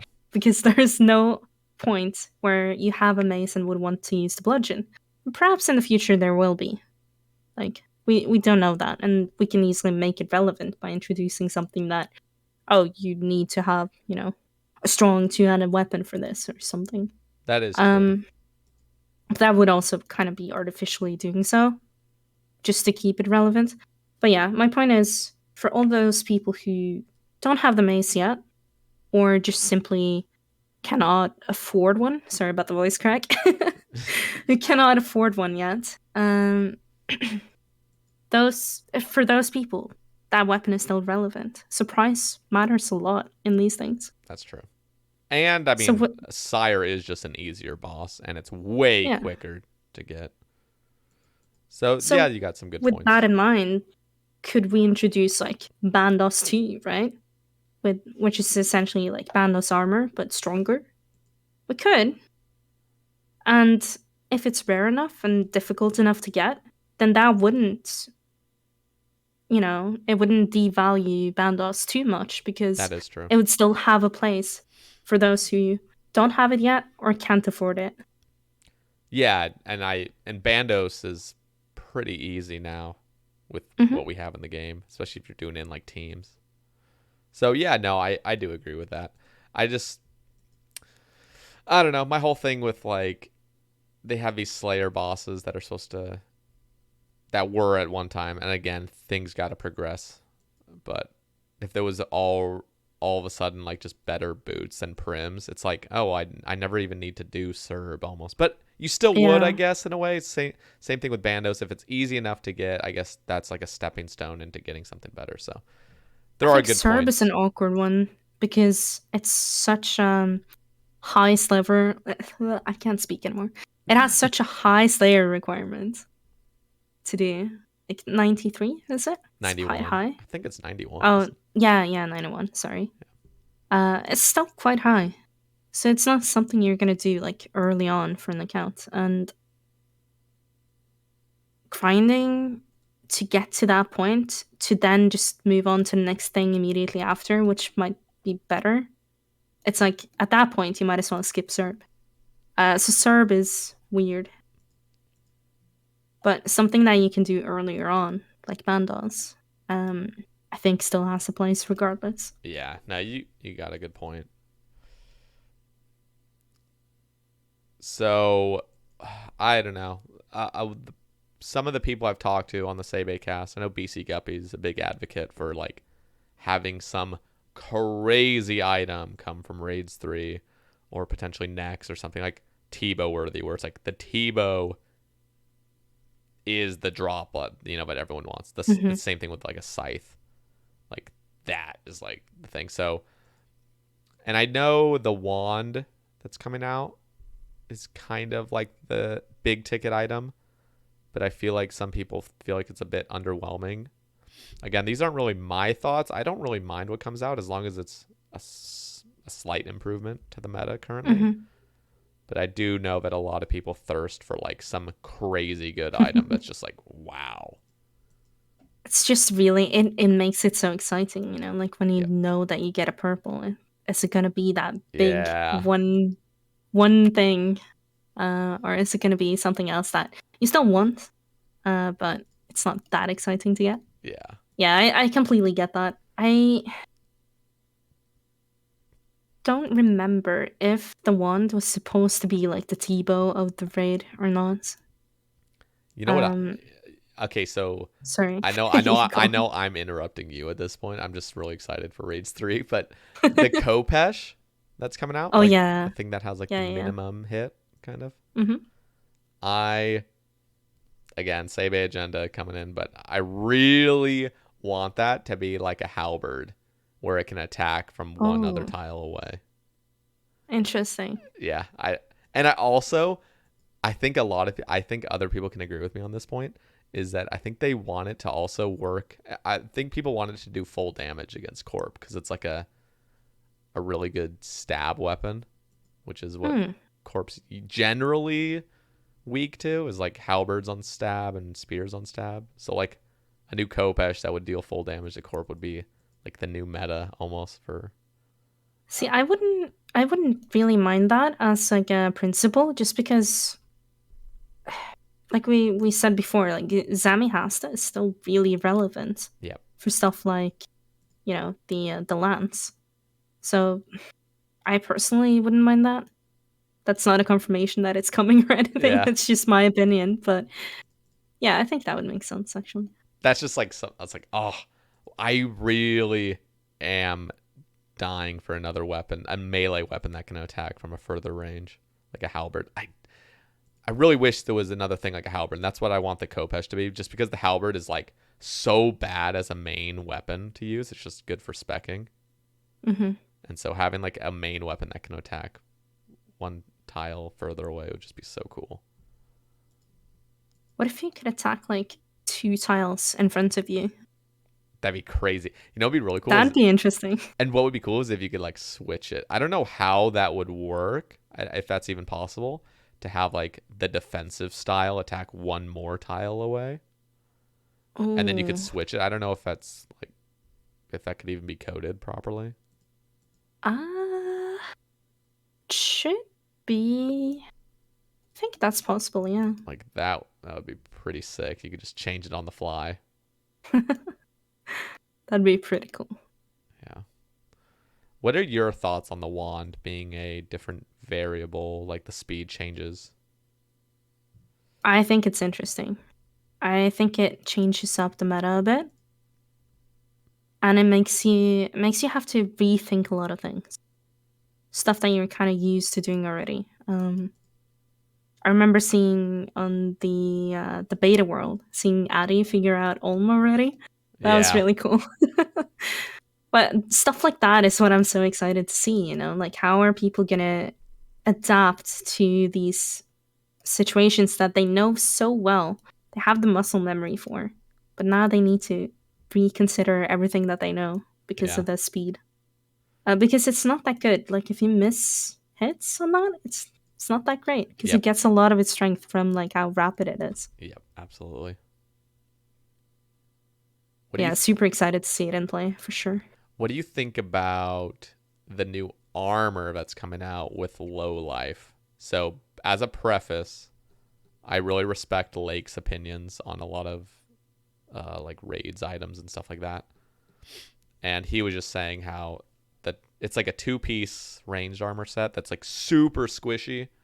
You basically have like no defense whatsoever, but you are getting a little bit more power DPS wise as long as you're under 40 HP. Lake would prefer it to have like low life as 50 HP rather than 40. And he also wants that armor to be like way more tanky than it currently is. But what are your thoughts on it? And I don't know if you can really talk about this, but what was kind of like the team's vision for that? So, again, this is one of Arcane's creations. I can't really talk about the vision that he had itself. Okay. As for like whether it should be 40 or 50, personally, I think part of what makes that armor really exciting and what makes it, not replace Armadillo completely. Although maybe that's okay as well. But that's a different topic. What makes it not replace Armadillo completely is the fact that it is risky to use. Yep. You're gonna be on low HP. You're gonna have low defense. And you're not gonna do that unless you know exactly what you're doing, or if you're in a position where you know that you're somewhat safe. That's true. And I think maybe that's an okay place to sit. Like it quickly changes its identity, I guess, a little bit if it's suddenly a bit safer.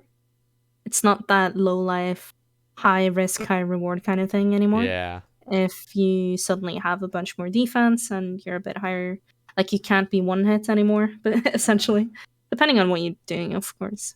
I wonder what they're going to like. I'm excited to see kind of what the proposal things are because I think they might revise a few of the things. I think you bring up a good point. High risk, high reward. I don't think the armor is good enough then for this is just my personal opinion. I think it should be slightly more powerful than with low life. I think I don't have the stats pulled up, but if I recall correctly, it wasn't like huge at all by any means. Like the DPS upgrade, like it still is best in slot, but it's like for the super high risk you're taking of just getting hit a 40 and potentially losing more ticks eating because you're just get to super low like chanceable HP levels like way quicker. I think I don't know. That is so hard to balance though. It really is. It's so hard to balance because really there are is. things where you do take 0 damage guaranteed. And so having like a crazy DPS buff for that maybe is not like super healthy. So I can totally see the kind of the way I see it is that like this could be the introduction to low life as well. Like we're starting with low life ranged, but there's nothing to say that we can't do low life melee or low life mage in the future, or like some sort of hybrid. Like there's always, other things. Like we could always adapt this further if this is something that's fun to play with. Yep. I think the point was also that like I seem to remember Arcane saying that he didn't want this to be the meta everywhere. And if your HP is too high, if there's no risk involved anymore, then it pretty much would be. Like, you just wouldn't use Armadillo anymore. That's and true. You'd feel relatively safe at 50 HP in most situations. But at 40, it is kind of like Monka is. Like, you don't want to. Because you're actually like something at 39. You don't know what you're it's doing. not even 40 anymore, hardly. It's just. Okay, so again, I never did Nex or anything, but I want to ask. Apparently, there was some armor that would actually raise your HP cap to 140. I think it's called Masori armor, or no, maybe it's not. Maybe I'm just. There's some armor in RS2 or RS3 or whatever that would. I can't even think of what the armor is called because I never played it, but I'm spacing it. But there was something that would. What? Sorry. No, you go on. No, I thought you were gonna say the name of it. I'm just Uh, I've seen some talk about Torva. Torva. Mars That must have 3. been it. That must have been Yeah, it. it could have been that. I think the Masori. I'm getting confused with Raids 3. I think Masori is the ranged armor. Yeah, it is. Okay, so Torva is the thing that used to raise your HP apparently. And I know that's the complete opposite direction, but it does provide niches for people that want to feel comfortable at a boss being super high HP. So what do you think of... I don't know if that's actually being pulled for next, but apparently that was like the original rewards, was this armor that was like as good as Bandos or better with high defense, and you got that HP boost. What do you think of that? What do you think about like the HP boost in general, having something that extends your cap?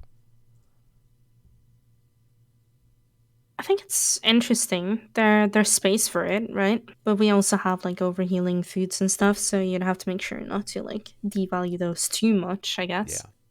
Although it's not like anglers are hard to come by either. I don't know enough about Torva to like directly compare that to anything we have. And I know that Torva wasn't pulled and it wasn't intended for next. I don't know if that's still being discussed or not at all. Yeah, they'll probably But be completely different rewards. At least that's what I'm yeah, kind of assuming. But I think that's kind of cool that like there's just some crazy armor that's like the super tank, you know? We got Justisher, but now something that extends your HP cap. Like that's... I'm just thinking for Inferno, but it's just going to be so disgusting to just start every wave at 140. Like, insane. yeah. I don't know. But I do really think the Bulwark buff has been really cool for the game. Yeah, you like it? I actually like it, and I'm usually a fan of things not getting like devalued. But the cool thing about a Bulwark is like it is significantly worse DPS. But on stream, I literally did a full Bandos kill just sitting there attacking it with no overheads up. I just prayed piety. That's insane. Sat there with Justisher and a Bulwark and killed Bandos. Just ate some food. And I was like, okay, this is kind of busted, but it's cool to have like super tank gear that's like never going to be the meta for speedrunning or anything or any like super high efficiency, but it's cool to actually be able to purchase or to earn like super good tank gear for if you are just that kind of player that just likes to just chill and just feel really safe at a boss. I think it's cool that there's equipment like that. Again, if it became the meta, that would be bad, but Yeah. I don't know. The way the Bulwark works now is so cool that it gives you more strength the higher tank you are. The higher defensive I like that stuff. as well. It's so cool. Do you feel like it has a good place now? Like it's Yes. would I do it feel can like settle in as that. I do feel like that, and I think it's so cool. I was watching Unpredictable doing a Inferno run on stream, and he was doing it where he only prayed mage and he had a Bulwark, and he was just basically attacking everything with his Bulwark. And it was surprising, like the DPS on it, and like I don't know. It was just neat to me that it can actually like deal a decent amount of damage, being a huge shield and stuff. I think the buff to it was great, and I think it fits really nicely now. I'm glad. And it's a cool reward to get from Chambers now. It is. It's finally like nice to get, you know? Yeah. It's not just the thing you bring into Wildy and you don't care if it's your +1. Yeah, literally. No, it's really cool. Okay. Let's see. So just a few things. I know Mandrew here is just saying another one of my favorite JMods. Looking forward to this. Nord is saying big hype. Here's a question from MPS Devil. They say, or they ask, how do you decide which level of players need new content? For example, Temperos caters to almost everybody. The idea of a fire ice giant boss has been floated for a mid-level boss, and Raids 3 mostly caters to endgame players. Okay, so then he says, to me, it seems like bossing is massively weighted by the end game, or weighted to the end game. Nothing really worth farming till at least 80 plus Slayer in combat, and could do with viable mid-level challenges, while skilling generally has most content unlock early and not much in the later levels. So I think the general theme is like, I don't know. Yeah, there's a lot to this one. Yeah. Start at the beginning. It was about It feels low like level bosses, right? yeah, it kind of feels like PVM is always based on like, I don't know, getting to like a higher point on your account to finally PVM, whereas skilling is like you kind of unlock it relatively quickly and then it's just that from then on. Mm-hmm. Yeah, I agree with that. I do think that there's nothing stopping us from developing more interesting bosses at lower levels. The problem then is the rewards, because if you release like a mid-level boss, let's say it's kind of easy to kill, um, and you aim it at like someone who's like low to mid-level, if the rewards are tradable, then you will have high-level people absolutely demolish that boss so Yep. many times and make all the rewards worthless within days. Yep. So That's it's really hard to have like something rewarding at that level, is what I'm saying. absolutely. But there's definitely space for us to introduce more like mechanically challenging bosses at earlier levels. In fact, I think that that would actually help us get more people into the game and make them realize that what makes, PVM in old school great. Because if you have to grind until like what, like Grotesque Guardians level maybe or something, until you can really start like doing bosses that have mechanics, then a lot of people burn out before they get to that point. I think we can show off the game a lot earlier than we are already. And I think that early on, low to mid level bosses would be the way to go. I would love to do something with like, where, we allow groups to fight them together as well. But it is, like I said, difficult to figure out how to make something rewarding. We could play around with like untradeable drops, right? And make Yeah. that matter. But yeah, Yeah, it's we really could do a tough. mix as well. That's In always regards to like, yeah, sorry, no, you no, go no. I was briefly just gonna say it is really tough to balance. I wonder how It is. It Barrows is. does it so well. I mean, they just they just have so much, right? Like a lot of the Baron stuff is not really that useful anymore. And some of it is until the thing is like there's always something better than Barrows. Like we have items that are better. Yeah. Barrows isn't meta for anything. But Except again, for it has. except for the Oh, Carol's top. Somehow that is still a best in slot. And I oh feel yeah. like that really needs to change. I really wish it came from the crystal armor. Really wish the crystal That would have made sense. top. Yeah. Yeah. But there's still room for it. But yeah, no, that's always the one item that's like still in my bank that's best in slot. I'm like, really? Barrows is still best True. in slot from 2005 or something? Like, goddamn. Like, that's impressive. True. But yeah, you can keep going. I think you're. Yeah, I was just saying that I think a lot of the Barrows items are still relevant because you need them at some point in your Yeah. progression, right? Yeah. Um, it's still, pretty good to do on an early iron or even as like a low cash stack main, I guess. Yeah, no, and that's always kind of the boss that's brought up that, or not boss, but like just content that's brought up that's like focused for mid game, and yet it's still a very profitable thing for mid game players, Mhm. and like they just did it really well, and so players are always wondering like why can't we get like another thing that's similar to Barrows that's like perfectly balanced for mid levels, and yet still I'm pretty sure Barrows is still good money if you're a mid level. Obviously if you're higher, like you get even more money, but it's, I don't know, I feel like Barrows just like that really good balance of mid game stuff. I So agree, yeah. It's pretty good. I think there were some ideation projects thrown around as well about like some fire giant boss, some ice giant boss, that kind of stuff. Yeah. And I think that would be thematically fitting as well to that kind of level because we have the moss giant boss and we have, Yep. the hill giant boss. So I let's give some love to the other giants as well.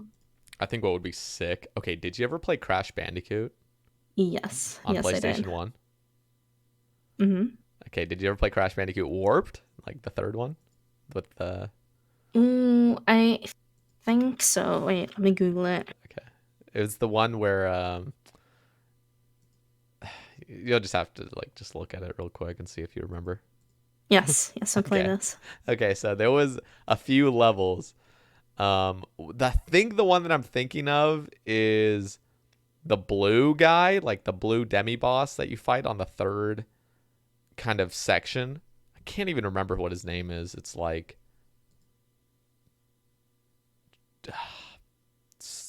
I want to say his name is like something trophy or something. Like N trophy or something like that. Anyway, some blue guy, but like during the demi boss, there's like basically you attack him or whatever, and then you get sent back. It's okay. I know I'm just on one right now. I'm just like trying to think of how to explain this.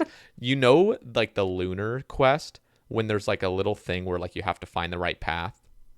Yeah. And you're stepping on these stones or whatever to like find the right path, and you just have to memorize it.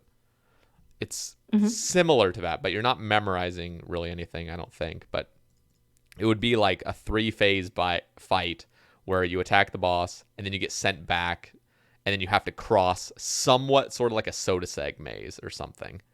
It's almost like that kind of feel of like Sodaseg, but I'm thinking what would be so sick is like an ice giant boss. That's like 3 phases or Ooh. whatever. And then I'm thinking of this Crash Bandicoot fight, at least what I can remember from it as a child.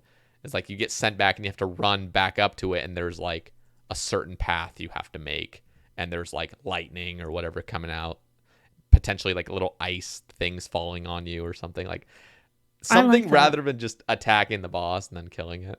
Like Mhm. I think a little like mini Sodaseg maze could be really cool with little icicles falling on you and stuff. I don't know. And there's nothing stopping us from doing that, right? Like Yeah. we could so easily develop more bosses with mechanics at lower levels and just have them, not as punishing as the bigger ones. And I Just kind of introduce more people to it. so Sorry, you go on. here's something that's just like something that I absolutely love is uncapped damage output with phases. So for example, I really like Grotesque Guardians where you can just completely out DPS that phase if you're able to. Oh yeah, Like I like that that's so satisfying. yeah, like I like that there is the option. Same with Fasani's at the end. If you feel comfortable, you can just claw it, Sea Halliot or whatever, and just finish it off. Something that didn't do it well is Volcano. Volcano feels very forced. It feels Yeah, like they're forcing because of the the 3 caps, phases on you. Yeah, that's something I dislike. So if again, this is just me trying to come out with some boss idea on the spot, but like if the ice giant boss, if it was something like that 3-phase, it really should, for the end game player, should be able to be out DPS like almost completely if you have the gear and everything.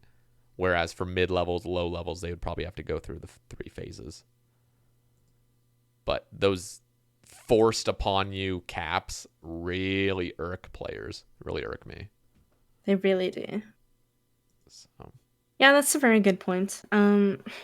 Something that I've started like paying more attention to, I guess, is kind of patterns and what annoys people about the game, and just Yeah. really like make a really conscious decision of trying to like avoid those as much as possible. Absolutely.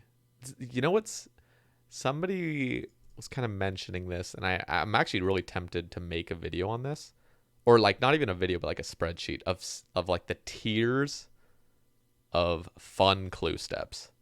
So it's really weird because like I've done so many clues where like I'll just glance at the clue real quick and I'll know exactly where I'm supposed to be going, exactly what I have to do.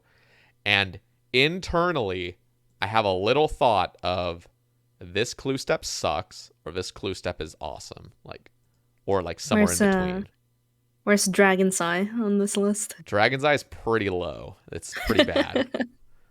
It's pretty I bad. saw someone on Reddit the other day say that they actually like that step because it takes them back to when you actually had to walk everywhere and you didn't have teleports everywhere around the game. And it's like a time capsule back into like what the game used to be like. Yeah. And I thought that was interesting. And I also thought that that person hasn't done many clues. But Okay, I will say, if that step was just that, just Dragon's Eye, there wasn't 2 other parts to it, it would probably be somewhat bearable. But the fact that you get that, and then the penguin one, and then you have to go all the way where you have to have the Ring of Visibility, you have to go all the way to the end of the map of the Legends Quest, or not Legends Quest, whatever that quest is, where you Desert get Treasure? ancients, Desert Treasure. When you get like the triple step clue, and it's like, dude, this alone is gonna take me 10 minutes. Like that's when it's just like not fun anymore. that's annoying, yeah. But like For sure. there's some steps that like genuinely actually take some time that are actually still fun. So like, I know this sounds weird and a lot of people hate this step, but like Tarn's Lair, Oh no. I don't actually mind getting that. Ma- I don't mind it. No. I don't mind That's getting like the that. worst one. But yeah, no, like there's some, like obviously I'd rather have a different step because that one just takes time, but at least this one's like sort of engaging if you know how to do it tick perfect. Yeah. Yeah, I don't know. There's like, I would love to make a comprehensive like list of these steps are awesome. Do more things like this, and then these steps suck. 2 that suck really bad are the 2 elite steps on Isle of Souls. Every time I get one of those, I just cry inside and outside. Man, I had the one that said like run to the east of the island, Oh my god. and that was my first time on the Isle of Souls. First And impression. usually I'm pretty good at like this is east and this is west. That was not one of those days. I ran west and I ran the whole thing. Oh, I was The worst so part annoyed. is there is an east and there is a west step on the same tier clue for elites. Yeah, And okay, that step was could horrible. be fine as long as there's an Isle of Souls teleport tab or something. But as of right now, that is a horrible update to elite clues. It makes them even worse than they already are. Honestly, add that to the chest. Make that chest worth something, if only for the clues. Oh my gosh, that would be amazing. Have like a teleport thing you get from the chest. Is that what you're saying? Yeah, That would be amazing. that'd be so nice. Let's do that. Why not? Pole That 76, would be where amazing. are you?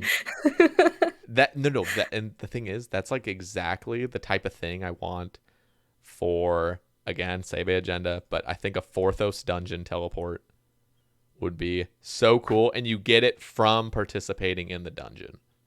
So maybe like a rare drop from Seracnus or those spiders, the temple spiders or whatever.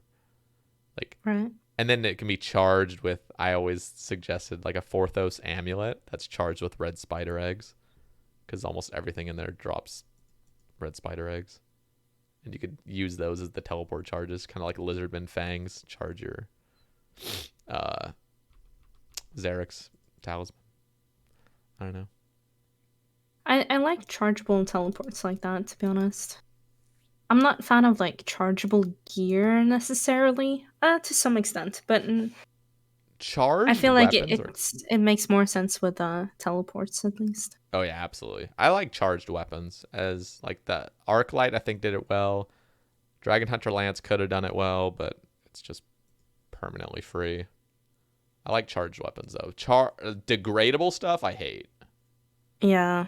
but charged True. stuff's nice. Yeah, charge stuff is way better than degradable. I think like for me, charge stuff, I think about like I have like PTSD from like the old Iban stuff when you couldn't yeah. expand it, and it's just like annoyingly you have to recharge it all the time, and it's just annoying. Okay, you just brought up another thing real quickly. Real quick, on my previous ramble I was talking about this. How the Master Scroll book was meant to be a bank saver. Mod Elena, I am getting to the point where I'm overflowing with scrolls, and it's Oh actually yeah. going to eventually be a detriment. It's going to actually lose me a bank spot rather than save me a bunch. That shouldn't be too difficult to fix, to be honest. We can Is there any way to extend that cap beyond 1,000? probably.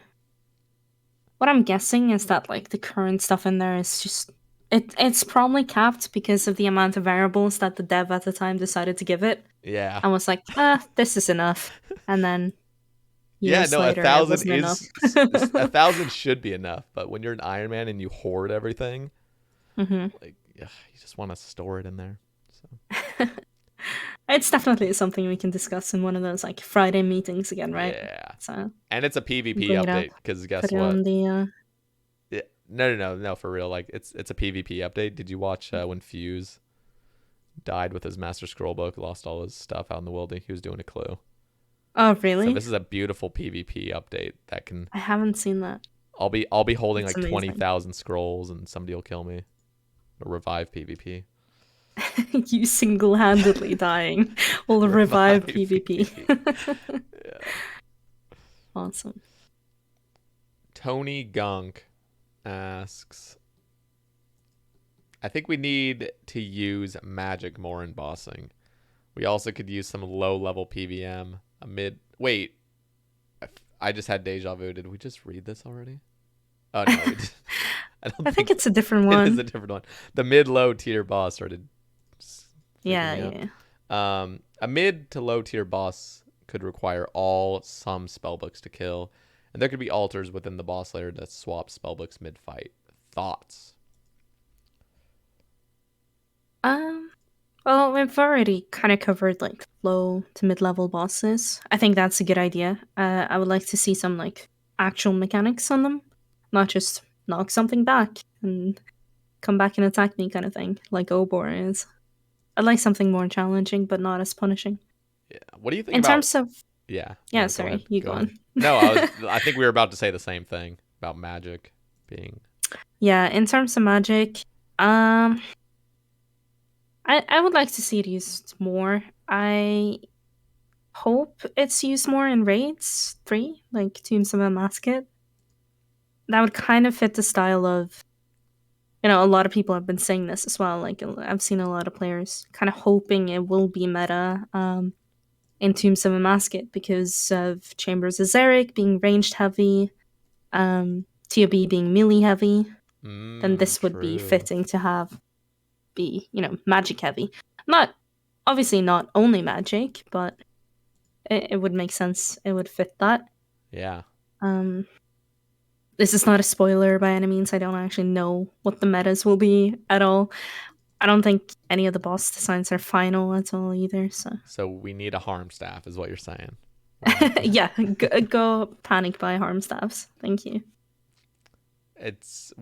Do you think they're gonna do anything to the?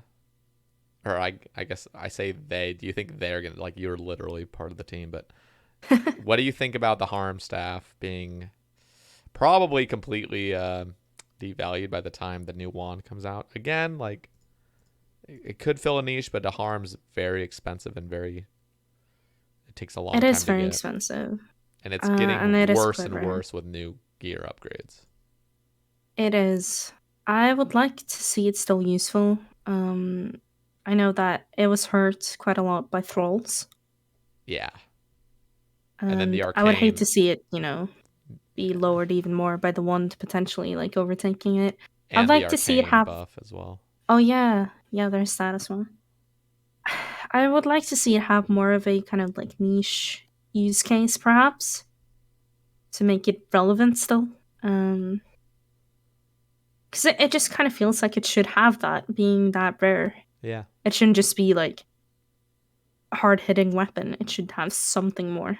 Yeah, and like I was talking to West Ham, very good PvPer, and I mean he literally just uploaded another video last night of him using the harm staff in PvP and then AGSing, and it's a deadly combo. It's like actually disgusting. Oh yeah, how crazy that stuff can be, because you just attack from long range and then run up and then both hit spots hit the same time. It's just like it's insane. Can't out eat it. But So like And the harm that's staff something to consider as well. Sorry. yeah, no, that's literally in PvP, that's like, literally the thing that needs to be balanced around it, because it is still extremely powerful with PvP. and that's where we kind of hit a cap almost as to how much we can power creep stuff. Yeah, Because like if we can always like make bosses harder, but what do we do in PvP? yeah, no, for real. And so maybe the harm is fine where it is because it's already super real. It's like really good in PvP, and maybe it was never. I don't know. Like it had its go with being like best in slot, but after this wand comes out and the new arcane, it's gonna be not that good. That's kind of why I'd like to see a niche for it, just so that it's like somewhat relevant, but maybe not universally best everywhere. Yeah, I really like the 4-tick. Every combat spell could become 4-tick. Maybe besides ancients, that might be a bit too OP, making all ancients 4-tick. That would be powerful. From a from just simply playing the game without having any PvP in mind, it would be kind of cool because like it would kind of fill what the Kodai has been and still is, where like efficient Ironmen, have the decision to either cast with their master wand or a Kodai, like go grind out a bunch of hours of a Kodai. Then the Kodai gives 15% magic damage boost, which is like huge. So it's always been huge. It's always been debated whether it's worth it or not to go grind out a Kodai for like efficient Ironman. So a harm staff would definitely be that kind of thing where like it could randomly start casting all ancients at 4-tick instead of 5-tick. Like the DPS increase of that throughout all your Slayer would be insane. But then you'd have to consider how many hours does it take to get that? Like, would it cancel out? But then again, like that would, for the most part, that would be extremely OP, especially for like the main game. But who knows what they can do? I was just thinking like those new demonic spells on the Arceus spellbook don't get any love, and maybe if those could be maybe if those could be made to like 4-tick with the harm staff, it could be maybe worth it somewhere. Oh, that's interesting. Yeah, perhaps it would kind of take it away from the standard spellbook though, where it's like the strongest at the moment. So it's a matter of like I talked about this a little bit before, but I'm a big fan of things having an identity.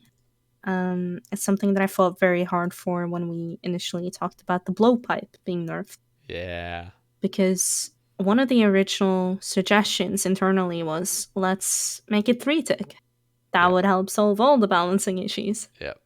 But that would completely change the feel of the blowpipe. Yep, absolutely. That would change how you move with it, how you move, attack, etc. I feel like it being 2-tick is its identity. That is true. So I'm very keen on like keeping that, and that's why like when we were discussing it, I would rather see it like nerfed really strongly rather than being slower, because being slower would feel so incredibly different. Yeah, no, that's a really good point. And I can only imagine how the community would outcry if that actually had happened. Just became 3-tick. That would have been horrible. It would have been horrible. So yeah, I'm really glad we changed our stance a little bit there.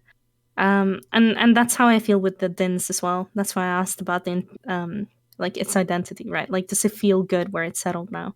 It has its own place, nothing's quite like it. It has its own style.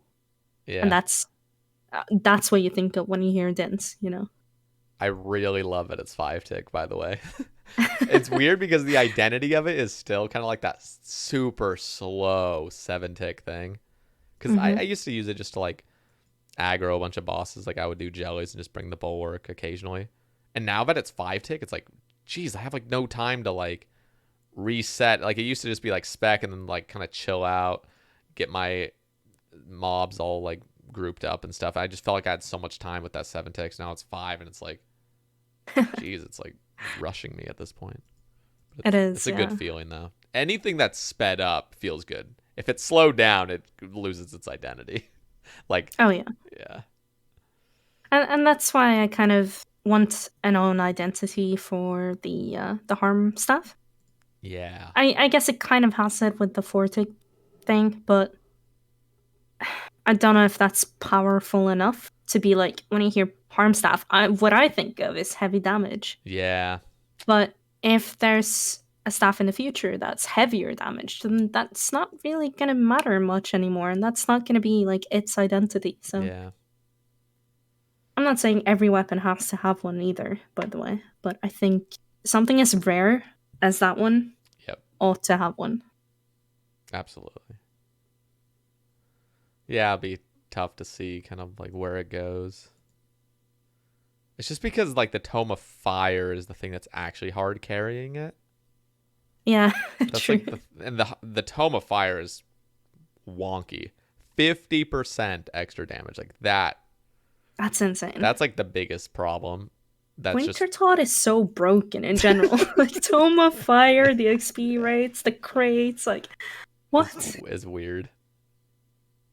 The fact that the pet doesn't scale with 200 mil fire making, it's horrible, honestly. Yeah.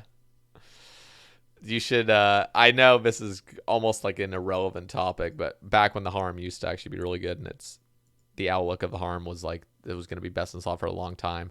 I really was advocating for god pages to be able to be burnt at 99, or to be slightly toasted into burnt pages. You know. I remember seeing a suggestion about that. I didn't know that was you. I would still love that. God pages, I don't know if you know. You probably know. But, like, Zammy pages are 5K each. It's so sad. They, Like- I remember when they were worth They were like something. 2 mil. Some were 2 mil at one point. Yeah.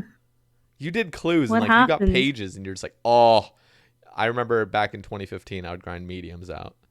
And if you got a Zammy page, you made bank that day. You're like, all right, like, I'm chilling. I remember there was one time I got a Zammy and an Armadillo page. And I made like, I swear it was like 2.5 mil from that clue. And 2.5 mil was even more than it is worth now. So it was probably like worth like it was probably like 5 mil in current like value, I guess. But yeah, no, it's crazy. And so that's why I really wish you could burn those pages and just 1-to-1 ratio, turn them into burn pages. Because aren't burn pages, like, just price-wise, I hate making things dependent on, like, what their current price is, but, like, aren't burn pages around 4 or 5K each? I don't remember. I don't know. I just feel like that would be, like, the perfect thing. But again, it I doesn't do really want matter. to see like more item syncs in general. I think we desperately need them. Yeah. No, for real. I think that's part of like, everyone needs that page once, but then after that, there's no point in keeping them. Yeah. You can sell them off or just drop them. They're kind of pointless. So, just in general, more syncs would be great. Yeah, so there's going to be a GE tax potentially. What do you think about that? Yeah, I Is think that- it's is a that- good suggestion. Is that coming honestly. out for sure? Because I remember hearing about it on like the little I don't Q&A thingy. know. And I guess it's just a suggestion currently. Was it Bloy that's all? I think it was. I just remember Mod Or was it Sween just was on the talking live about stream? it on that Yeah. huge live stream thing they were doing.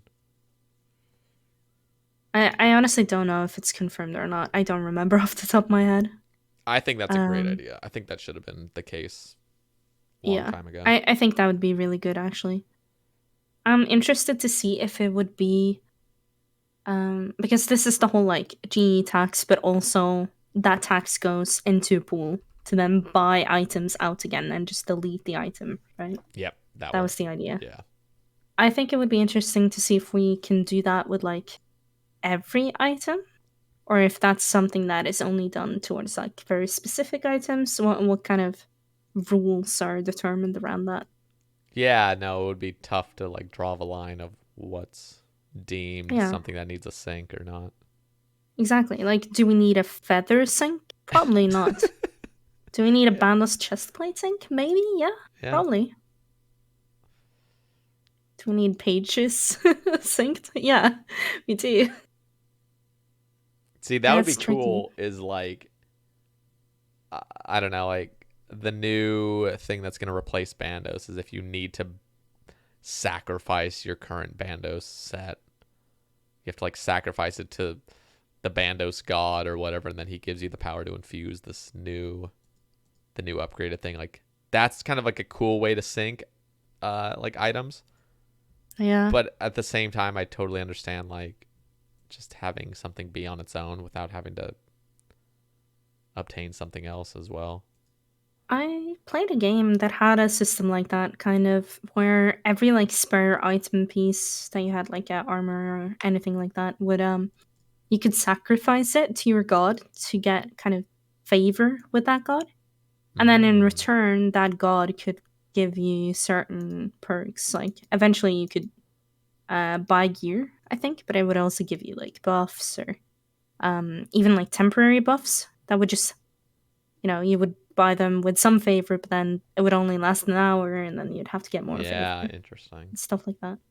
That's it's kind of like the buffs in Camp Dozel. You've done that at all. Oh, okay. Yeah, no, I've never. Well, I haven't grinded that out yet. That's the below ice mountain thing. Mm-hmm. Yeah, I haven't done that yet. It has some permanent buffs, but then it also has like some temporary ones. That's a cool Leagues idea, by the way.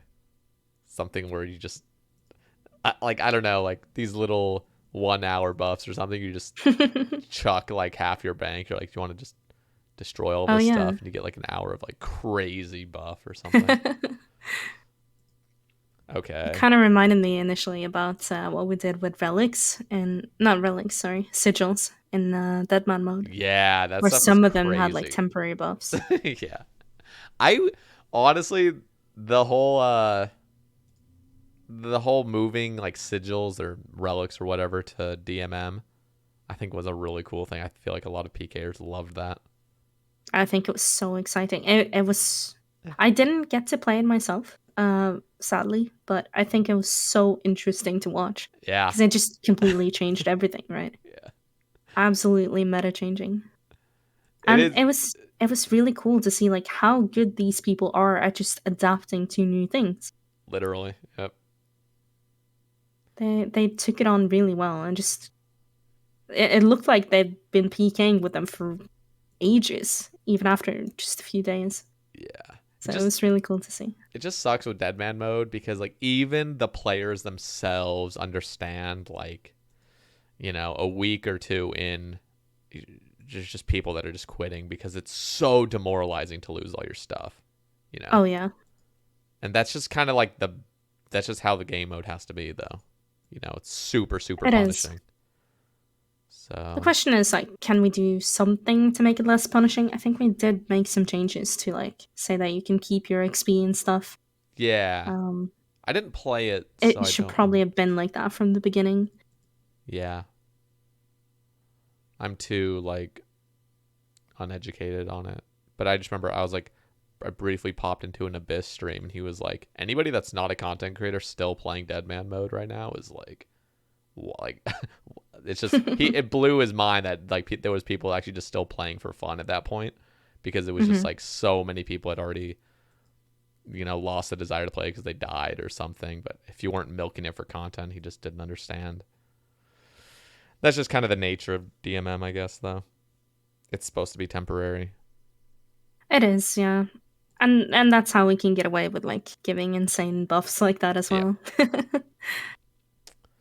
Okay. I would love to see like some sort of PvP minigame in the main game that utilizes some of those sigils. Yeah. I want I know I keep saying, I know I'm like pressing you to move on. I'm not trying to. Just I keep saying okay, like moving on, but sorry. No, that's a great point. I know there was something called like faction wars that they wanted to eventually kind of maybe pull in the future, or just kind of like bring up some dev blogs on it one day.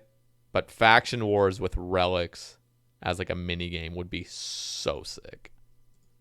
I love that idea, honestly. I think something we've discussed a bit back and forth internally, and just kind of. I don't think anything's set in stone in terms of like which sigils or would we even have sigils. But there's just so much potential there. And we've seen that it works. Okay. So Have you ever played Age of Empires? I have. So It's great. I'm thinking of like Age of Empires. You know how you upgrade your like civilization? Like you go to like go from, I don't even know what the beginning age is. Is it feudal age, or that's the second age? I don't even know what the ages were, but you go to like the castle age or whatever. Yeah. And you like move on. Like That's the second age. I literally can't remember Feudal what the things are called. I'm trying to think of what the last one was called. It's irrelevant, but imagine faction wars where you have that, where like your team, your faction is trying to upgrade, and as soon as you upgrade, you get an additional perk for PvP. And again, I don't know how long these tournaments would last, maybe 20 minutes or something, but like I think the part of the appeal of faction wars was like you have some people that are focused on the fighting part and some people that are focused on like upgrading your base.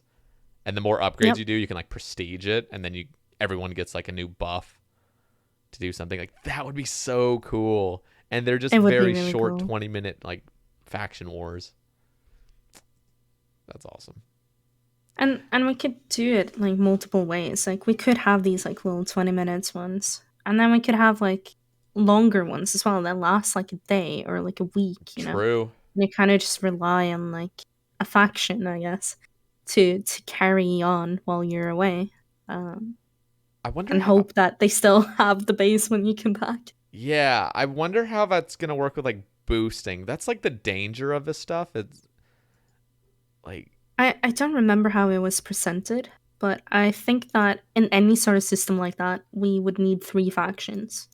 Yeah, no, absolutely. And the beauty of 3 and these kind of things is that if one faction is getting too powerful, then the 2 others can kind of gang together and defeat the third one. Yeah. And just kind of all get on an even playing field again. Yeah, but then it like the opposite happens where like 2 teams just destroy the other, and then like, or I mean, yeah, like I don't actually know what the objective of the game is to like be to win overall, like to have your faction as last or just don't lose first. I don't actually know what the objective is supposed to be, but I don't know if it's been decided yet even. It could be like different things, I guess. It could be, hold all the points, I guess, at the same time. If there's like different areas to control, you must control all of them, or control as many as possible within the given time. One thing that would control most in that time. Sorry. Yeah, no, absolutely. One thing that would actually have to happen though is like, I don't know if they could give out GP rewards. Like, I don't know. I always get nervous with stuff like that. If it's not just purely cosmetic, people end up just finding the easiest way to boost it. True. Like, that's what we saw with Soul Wars. It was just like nobody was actually playing. It's just like, okay, I just gotta get my pet as fast as possible, or I gotta get my crates as fast as possible. Yeah. How do I just abuse this? Soul Wars boosting is pretty crazy.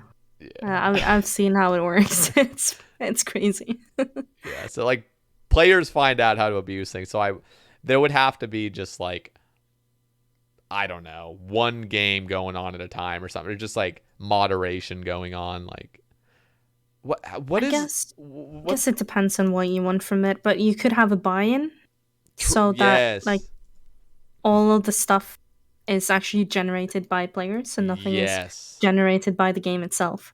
Yes. That's what it would need to be. Except then Ironman can't participate. Can they? True. No, probably not. Probably not. Unless Ironman could like only get the cosmetics, basically. Like they would still have to pay the fee to join, but then who knows? Ironman make this game more confusing. PvP makes the game more confusing for balance sake. Like, there's just so many things going on now. I can't even imagine what it's like to be a content dev and having to go through every single thing now that's in the game to make sure nothing's busted. There is so much to cater to. Yeah, that's the difficulty, right? Like you have to imagine so many different things and keep so many different like builds in mind as well. I know. We And then you got recently talked about like Fasani's nightmare, I think, and how like some people have said that there are bots there. Well, what can we do to prevent them while the anti-cheating team are picking them up, right? yeah. Um, and one thing we typically do with these things is like add more restrictions to it. But then what do we add to Fasani's now in hindsight that wouldn't lock people or too many people out of that game or out of that boss rather? Yep. Because thematically it would make sense to have, you know, some sort of quest, maybe Sins of the Father, but then Pures can't do that, and so we'd essentially be locking them out of Fasani's, which would kind of suck because they Yep. used to be able to do that. So Yeah, these are always the kind of considerations that we have to think that about. that sounds, because like I always think like, oh, that'd be so cool if I was like a content dev or something, or just like I was just the idea maker and I didn't have to do any actual work. But then I was like, you have to, you can't just come out with something that you want. You gotta make sure it fits and balances Yeah. with every single thing that's in the game now. And then you got Yep. one defense pures on Twitter just trying to get other things bad. Like I just find it so funny that people like limit themselves like big time, and then they're just like, please give us like less limitations. But at the same time, a lot of the time it makes sense. I know Shawnee was always begging for God D'hide chaps to have like to be able to be worn by pures, which makes total sense. So I understand, and it eventually passed. It does. It does. Okay. Oreo asks, how does it feel going from playing a game for so many years to being on the development team, then heading a large project such as Group Ironman? Shout out Oreo. Shout out. He's a homie. It feels unreal, I think is the best way to describe it. I think, you know, I used to love RuneScape and I still do. And getting to work on the game that I absolutely love every single day is a dream come true. I was saying this a lot to my family as I was explaining why I'm moving away from them and into a different country where I don't know anyone. I was explaining to them that this is my dream job. This is what I want to do. And still, like, after working here for over a year now, this is still my dream job. That's so which cool. is pretty crazy to say. Like, not many people can say that. Yeah, after working anywhere. It's just like, okay, Yeah, especially after having worked there, yeah. That's so cool. Yeah, But it's does so the game surreal. feel different? Like, do you feel like you can immerse yourself in the game as much because you're so passionate about like working on the game rather than playing it? I can still enjoy it a lot. I'm playing Group Ironman right now. So I'm definitely like invested in the game, Yeah.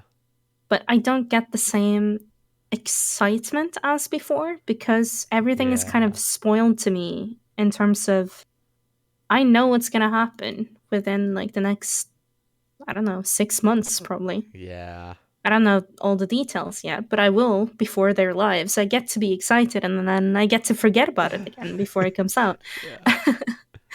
And I get to see all the behind the scenes and there's just not that mystery anymore. You know, I was talking about exploring Prif for the first time and Ardoin, and I don't get to do this anymore because I'm part of making those areas. I'm part of making that mystery. Yeah, that's interesting. I feel like I would feel the same way. I But don't know. I still love the game to death, and I'm still addicted, and I'm That's still good. playing quite a bit, That's but cool. not as much as I used to. Yeah, that's understandable.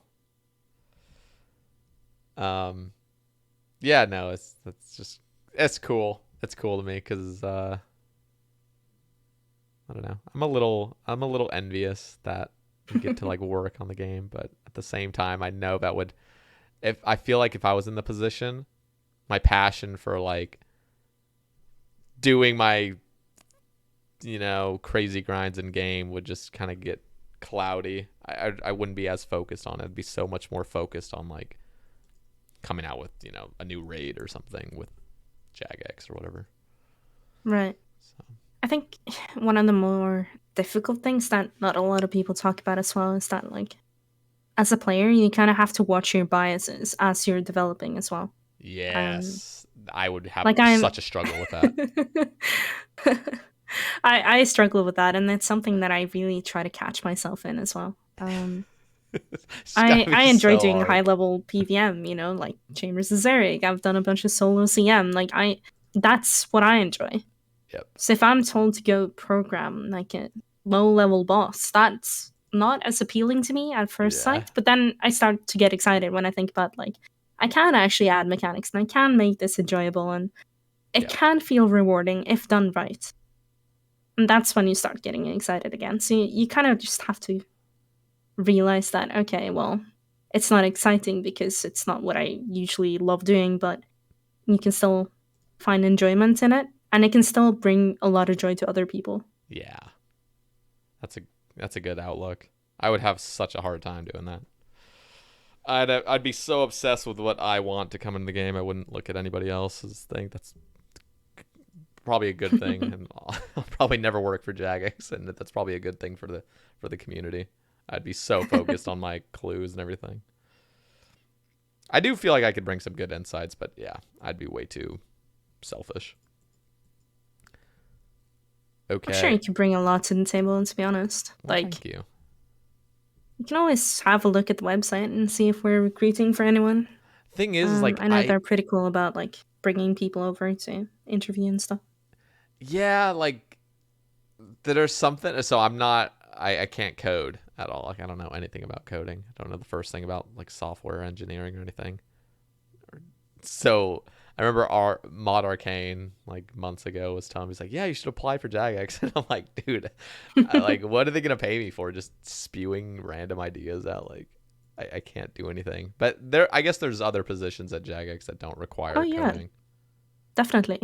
There's always QA, and it would help to code, but you don't have to. It's like testing stuff and making sure things are good. And you can always, like, QA isn't just bug fixing or finding bugs. It's also, making sure that you're happy with what's going into the game. If you feel like this actually shouldn't be done this way, then you can suggest differently, and the devs will take another look. But there's also community managers, which I think maybe you could fit in as, actually. It's more about, like, how to present things from the community, collating information about how they feel, deciding, what's how many people feel this way, and what's most important that we handle right now. Like, kind of figuring out the priorities of where the community is at on certain topics. Yeah, that would. And also, like, preparing the blogs and everything. Wait, do they write them, or do they just, like, make sure everything's going in them? Who writes the blogs usually? It's usually a mix. I thought Aiza was writing some of them. Is he one of them? Yeah, a lot of it's mainly CM's responsibility. A lot of the time, they take, like, a design that a dev has made. So, for example, taking the group Ironman blog, I had design documents about how it works, how everything works, really. And then I basically sent it to, I think it was Mod Sarni at the time. Who then he's CM. And he had a look at it. He asked me some clarification on some things, and then he just kind of wrote up. He basically just took everything that I had and then just made it nicer, really, and in a more readable format. And then finally, like, when they're done, they send it to. We have an editorial team who just makes sure that we write things in a readable manner, basically. No typos or anything. That's kind of cool, because I was actually an English major for a little bit. Oh, really? And so, like, I was actually going to emphasize and, like, sort of more technical professional writing rather than like just writing stories and stuff. I was really into like the technical side of things and grammar and stuff. So that honestly, like, what you're telling me right now actually sounds pretty interesting. I know this isn't trying to get Sae Bae into Jagex or anything, but that is Mod cool. Sae Bae? I'd go by something else. No, maybe I would just go by Mod Sae Bae. Who knows? Could do. Mod Mace. Yeah. Mod but- Clue. Yeah. No, that's exciting. I'm glad you told me that. Yeah. Like there's other positions. I mean, do reach out if you have any more questions about it as well. Like, I'm sure I'm happy to chat about it, you know? Yeah. And there's probably some people listening that would absolutely love to work at Jagex. And so this information just in general is probably valuable to know. Yeah. Definitely do follow, don't know if you can follow, if you have LinkedIn, you can follow Jagex on there, and they usually post like any sort of job description listing that of new positions that have opened. But there's also just a link on the website itself to look at all the positions. Interesting. All right. Patty is asking you, what's the strangest / toughest thing that we may not know about when making the move from player to JMod? Interesting. I think you can never really be prepared for the old school RS community. No matter how much, like, even if you're part of it, even if you're part of the community, you're never really ready for it. It's filled with passionate people. And like I said, I love passion. I think it's absolutely amazing.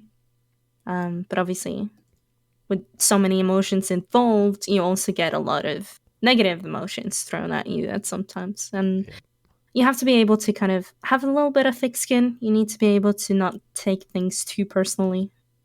Yeah, which is so much easier said than done. Oh, yeah, 100%. As a content creator, I'm sure you can relate to that as well. I'm sure you get some. Oh, yeah. If you ever put yourself out comments there in any way, yeah, like, instantly you're going to have people that just hate you. Or like, you think they hate you, but they don't actually really care. They're just being internet trolls for the most part. But the yeah, second thing, I guess, is like, you have to remember that you can't please everyone. yes. And this is a difficult one because as a person, I'm very much a people pleaser. Yeah. I want everyone to be happy, and I want to help them with that. But that's not very easy when you're in a position where, you're expected to deliver things on time. You have to balance work and private life, and you can't die trying, basically. Yeah.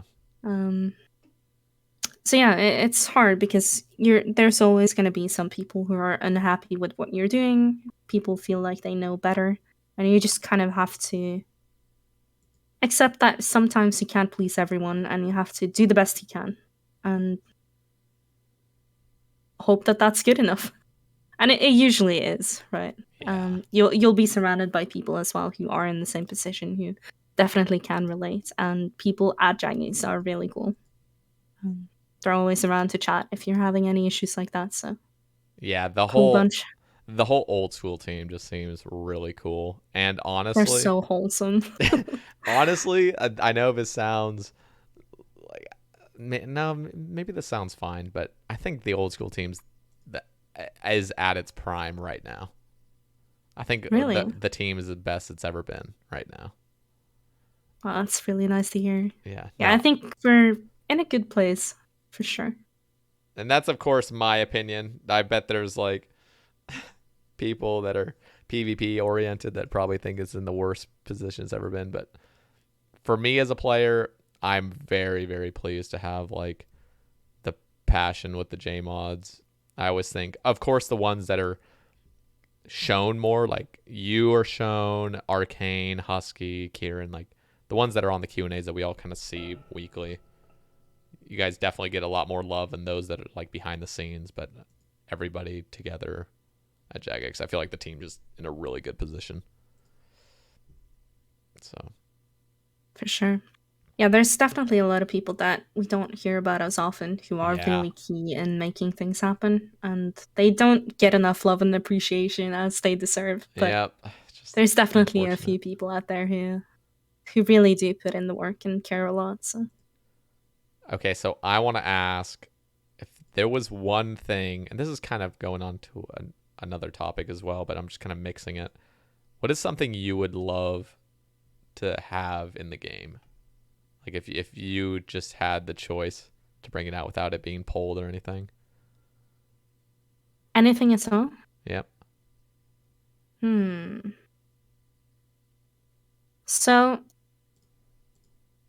I have this idea, a PvP idea actually, and I really want it to happen, and I think it could at some point.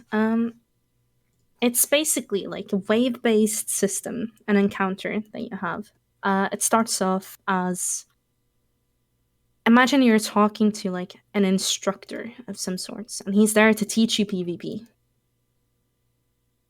And initially, he's just like, well, when you see me attack with melee, you pray against melee and that sort of thing, like super easy basic stuff. And he teaches you like the core basics.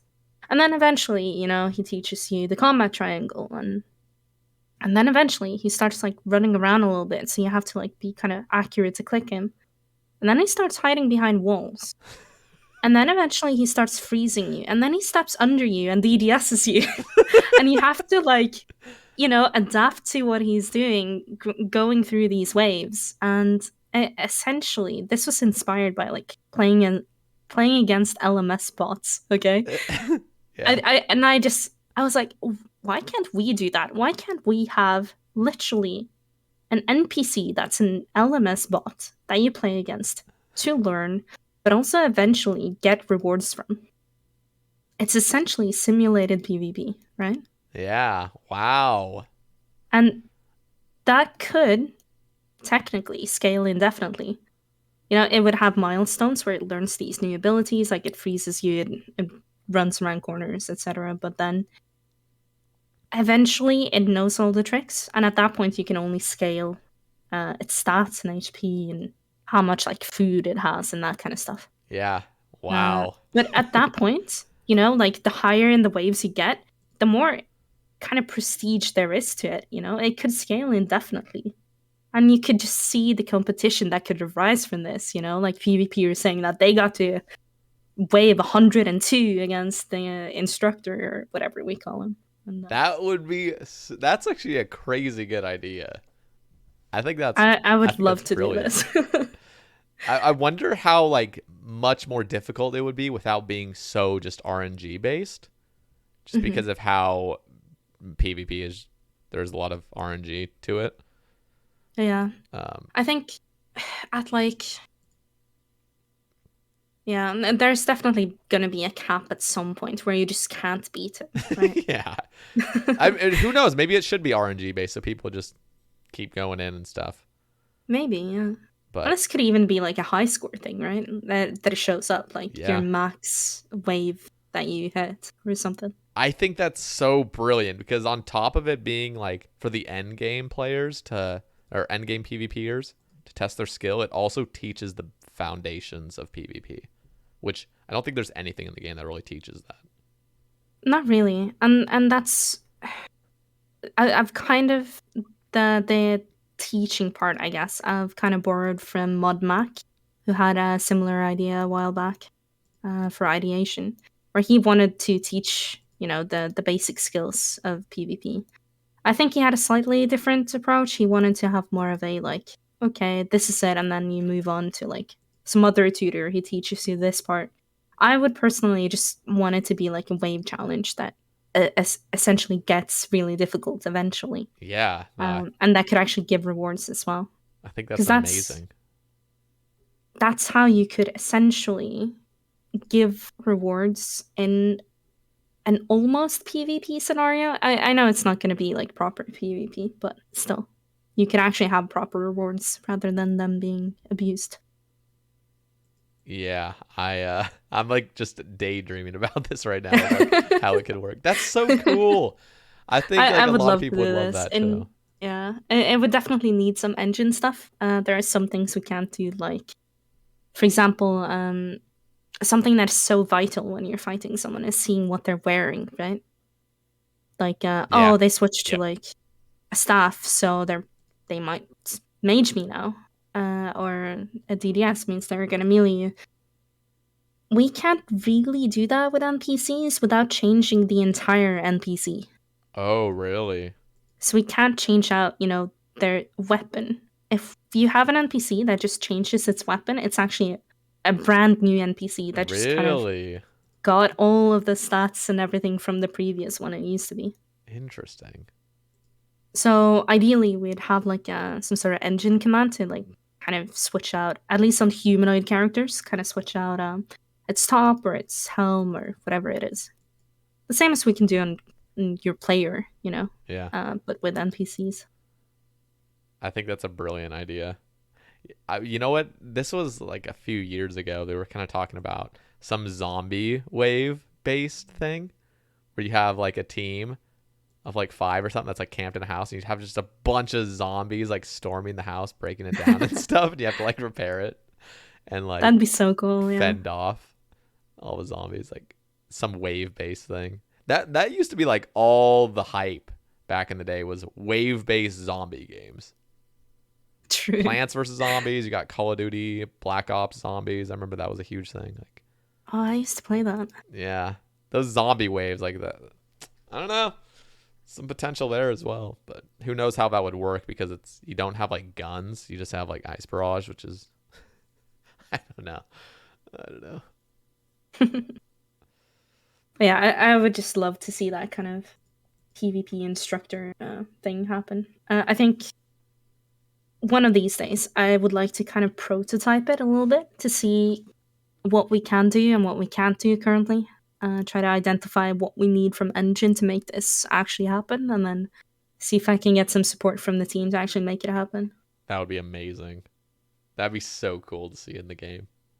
Yeah, I would love that. Yeah.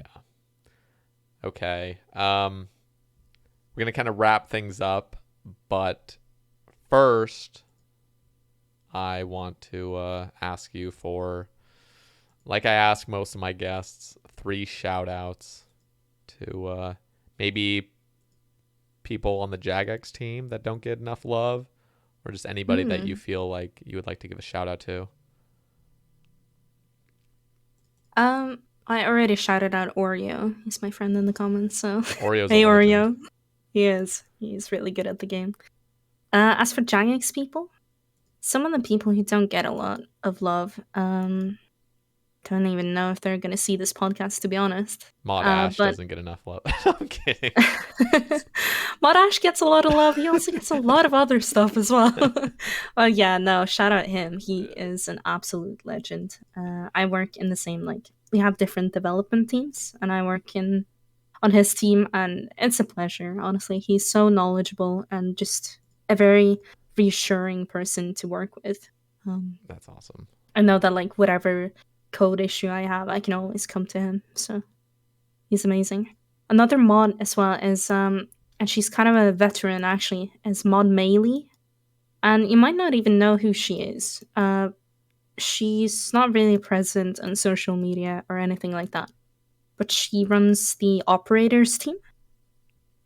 The team that kind of works on the polls and like the more like week to week steady updates. She is extremely talented. She is one of my role models, actually. Extremely good programmer. Good with people. She used to be on RS3, actually. Okay. Now she's on old school. I think she made one of those dwarven quests. No, gnome quests, like the Path of Gluffery or something, like the end of that series. I think she wrote for RS3. Interesting. Yeah. She's done a lot for old school as well, and she like never really gets mentioned. She's at the bottom in the notes of like the old school team, but yeah. I just feel like she deserves some love. Awesome. Who else?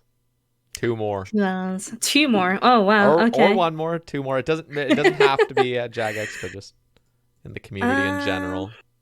In the community in general. Oh, there's so many though. I know. Can I shout out the summit because Absolutely. they're a community in themselves. I think I've been in talks with a few of the people from the summit, and I wanted to shout them out because early on in the design phases of Group Ironman, like I mentioned, there were a few things that I didn't really know where to go with. Really difficult design decisions that had to be made, and I went to the summit and discussed some of those things with them, and they had some incredibly useful insights that just helped me so much with coming up with a good middle ground, I guess. A lot of people, feel like they know what's best, and sometimes I think they do, honestly. But a lot of the time as well, when you see what players think, they say what they think is best from only from their point of view. And as a dev, you need to see all sides of it. But I'd just like to shout out the summit because in that discussion, I feel like it was very much as subjective as it could be. People really trying to keep their biases in place and have a really good discussion. And I really, really valued that. So that was amazing.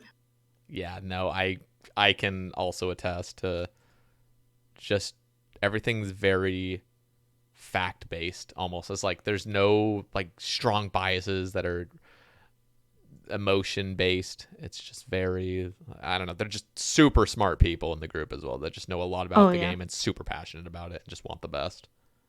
Definitely. So, is there one more shout out? One more.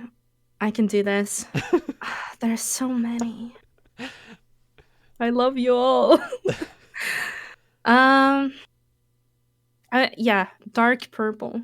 Those of you who don't know her, she is an absolute beast at the game.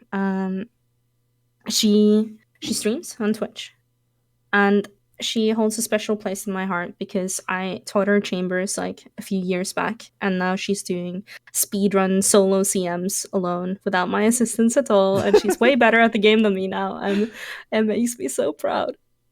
And no, but she's genuinely an amazing person and really entertaining, so go check her out. That's awesome. Those are 3 great shout outs. Thank you. And shout out Dark Purple. I do watch her stream occasionally. Okay.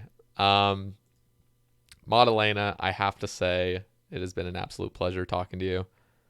And likewise.